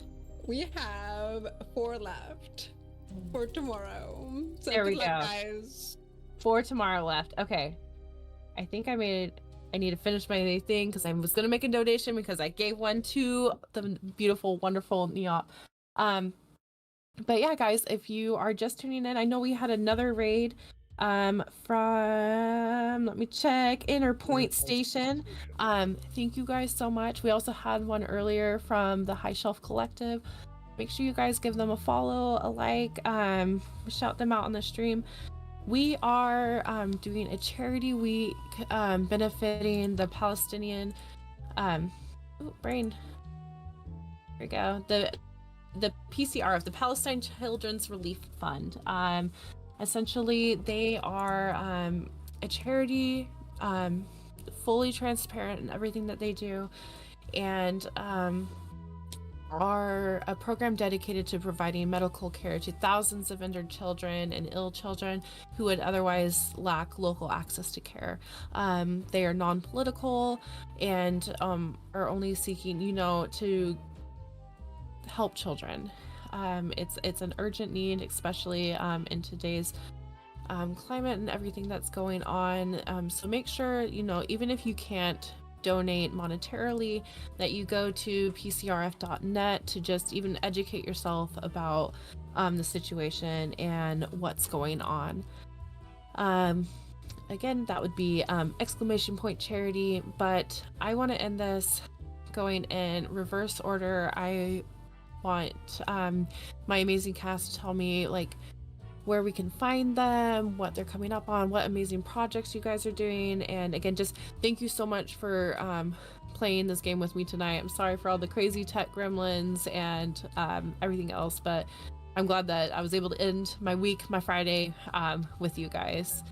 So we're gonna go ahead and start with Jack, my hidden baddie. Yes, hello folks, I'm Jack. You can find me at RPGs Uncovered. Thank you so much for having me along for this. It was a lot of fun, very, very nervous, always being a hidden baddie. Sorry so much to the rest of the cast for being the instrument of your demise. I was just playing my part, and I adore all of you because you played your parts so well. And Old Varn is a crusty old bastard, so he'll get his due, I'm sure, at some point. Yeah, you can find me over at my own channel, RPGs Uncovered. We're on the socials. I'm over here on Twitch. I'm on YouTube. Right now, my main thing is the Starcrier Conflict. It is a Lancer campaign series based loosely, same genre, feel, tone in mind as 90s, 2000s sci-fi era. So if you like sci-fi space mecha opera, come hang out. That is every Sunday at 7 p.m. US Eastern Time over on my channel, RPGs Uncovered. And I do other things throughout the week, but you can check that out on the schedule and whatnot. And of course, I'm always looking forward to being back here on the Lost Caravan. Awesome. Thank you so much. And thank you, Jack, for just leaning into me saying, hey, what if you did these things and you're part of this cult and Yeah, I thought I was leading them into a ritual. In fact, I was the ritual, and I got to channel my inner Home Alone today, which was fun. it was perfect. I'm so happy. You played an amazing character and I loved the tap. So thank you for playing with us. It was perfect. Over to Mary. Hi, everybody. I'm Mary. My pronouns are she, her. I've been playing Nicoletta, our Shane of the group. without being the evil one. Hey, look, Nicoletta needed to die at some point. She was too terrible of a person. But where you can find me online, you can find me online on the Hell site at Nerd on Wheels 15, or everywhere else at the Nerd on Wheels. Coming up for me this Saturday, part of another session of our Caravan of Cthulhu. You can find me playing Delta Green Black Sat this Saturday evening, this coming Saturday evening. And we are a bunch of astronauts stuck in space trying to survive. It's going to be terrifying. I'm excited. Then every other Monday, you can catch us on Lost Caravan for Lancer Hell's Gate, which I'm sure Danny can tell us all about that. And then on every other Thursday, you can catch us for Tomb Raider. Part of our, we are investigating a cult of like wolves and all kinds of stuff. It's really interesting if you like the Lara Croft games. It's known as the most woke TTRPG out there, and that's why we love it. But go ahead and check that out, and everything else I post up on my social media. Are we being woke? Absolutely love Nicoletta, and I'm pretty sure my favorite scene was when Officer Stevens was trying to get you guys to go out onto the ice to go get Varn, and she's like, "Nah, I'm gonna stay here on the boat. I'd rather not." That was absolutely perfect. Oh my gosh. Alrighty, Danny. Yes, hi, I'm Daniela. My pronouns are she, her. I was your first sacrifice to a great old one tonight. I'm very honored. And for once, I wasn't the baddie, the hidden baddie in Sam's story. So now I know what it feels to be on the other side. You can find me here every other Monday, as Mary mentioned, for our Lancer Hell's Gate series. We're playing this Monday. We're gonna meet a spooky old woman who lives in the woods, and I've never been so excited to meet an NPC. So please tune into that because things are about to apparently get very weird, and Hoop is giving me really like ominous answers to all of my questions. Other than that, you can find me. I'm sure I have other things going on, but I completely forget what they were. You can catch me on the third installment of The Walking Dead, again, gemmed by Sam, in which I was the hidden baddie in that one, and I get to figure out my trait after everyone, my fate after everyone found out that I betrayed them. So tune in for that. I believe in a week or two on Tuesday. I completely forgot the date. I didn't write anything down. I did not prepare for this. But otherwise, just come out, hang out in the Discord with me, and yeah, that's me. Yeah, I'm realizing I might have a theme of making players hidden baddies. It's so fun, though. It's so fun. It works. It does work. Let you guys do all the work for me. I'll just set the scene. You guys be the hidden baddies. It's great fun. Yeah, and loved Officer Stevens. Thank you for being what seemed like the protagonist, but then also the first offer to the great old one. Mm-hmm. And thanks for steering everything along. Oh my gosh, the sass that Officer Stevens had. I was waiting for them to like pull their officer card. It's perfect. Oh my gosh, over to the illustrious Neop, who was plagiarized. You monsters, you thieves. How could you? Yeah, I'm Neoptres. You can find me on internet as Neoptres, Nioptres. Him, and yeah, I just post art and stuff, sometimes my electronics projects and such.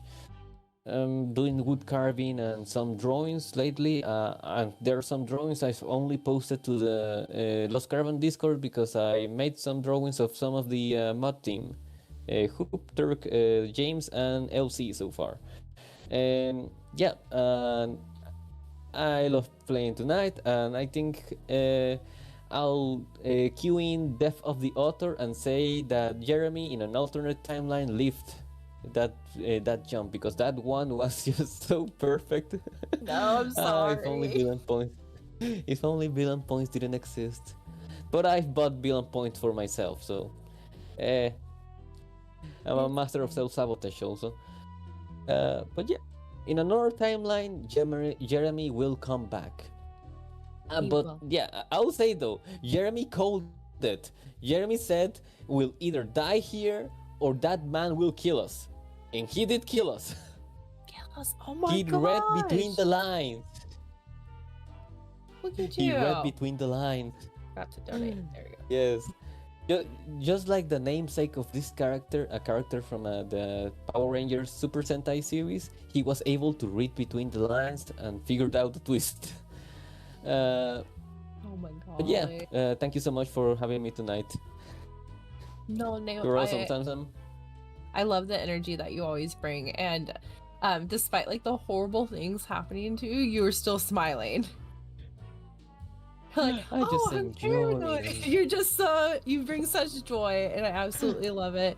And I feel like every time I've played with you or have like watched you on stream, like every character you bring is distinct and like has something interesting about them. So I loved that you were a writer on this expedition for some reason, and that you rolled with the small boots. And you kept And he rolling was really able well. to survive with the small, but He was. he just. But he didn't bring the I right mean, I boots. did It was the best thing ever. I didn't bring boots. Absolutely. It doesn't No. matter. We're gonna die anyways. But we're gonna be legless. I mean, he did get a little bit of help from the doctor. Look, True. legs are just accessories for shoes. That's my personal belief. So You know it. You see I'm a it. wheelchair user, I can say that. Yep. Pope, last but not least. Hey everybody, Pope here, Pope World Build on the internets. If you want to see more of this silly face, tune in over on Praxagora Thesmophoria. I know that's a lot of letters, but you can do it. 8 p.m. Eastern for some Vampire Dark Ages set in Sicily, 1235. It seems as though Tremere is trying to call an Elysium. Good luck for And, them. Yeah, that being a low clan and then having someone who is also low clan try and call an Elysium is going to cause no end problems. So if you're interested in vampiric political intrigue, we'd love to have you. And then there's a few other projects that are yet to be announced, but soon. And thank you all so much.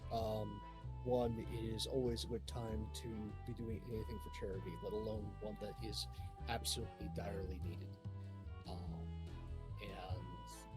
also, just joyous time sharing a table with all these wonderful people. If there is nothing that we have learned since lockdown, you need good people in your lives. I strongly suggest you follow all of these folks. And thank you all for being here. We're live VOD, YouTube, a story is nothing without its audience. You're much part of this as we are. To carry yourselves and one another, and I hope to see you soon. Best Pope, always the best. And I loved how you did that reveal. That Holden Rivers was actually took that identity from a friend. And you didn't reveal it to anyone. It was just in that quiet moment before his death. Or no, leading up to it, yeah. But the death was great too. Sorry. It's late, but it was so perfect. Anyway, I'm Sam. I was the keeper tonight. Sammy Scribbles on all of the socials. I also have a website called Indie Scribbles where I review indie TTRPGs. Nothing's been updated. I have no time, but eventually I'll get to it, so I'm just gonna keep talking about it. Otherwise, I just want to say thanks for everyone who tuned in tonight, or is watching the VOD later on. I just want to give a huge shout out to Hoop, who is helping with tech tonight, and who's absolutely an amazing individual. And I think the quality of this community speaks volumes about the people that come together. I wanted to use the word attract, but then I was like, somebody's gonna giggle, and I don't know what to do. Anyways, If you haven't joined the Discord, I'm sure that there's either a link in the chat or something on one of the socials. Check that out. We would love to have y'all and just continue to grow this amazing community that does amazing things for charity. We also have coming up, if you're interested in writing your own TTRPG, we have the Spooky Game Jam. That is, you can look it up on, my brain is not working. Just check out our Discord. It leaks a lot of cool stuff. People work really hard to make all this happen. Just make sure you guys give them a huge thank you. We are going to be rating the Lollygaggers. So let's go check out what they're playing. Stick around, and make sure you take care of yourselves, guys, and have a good night.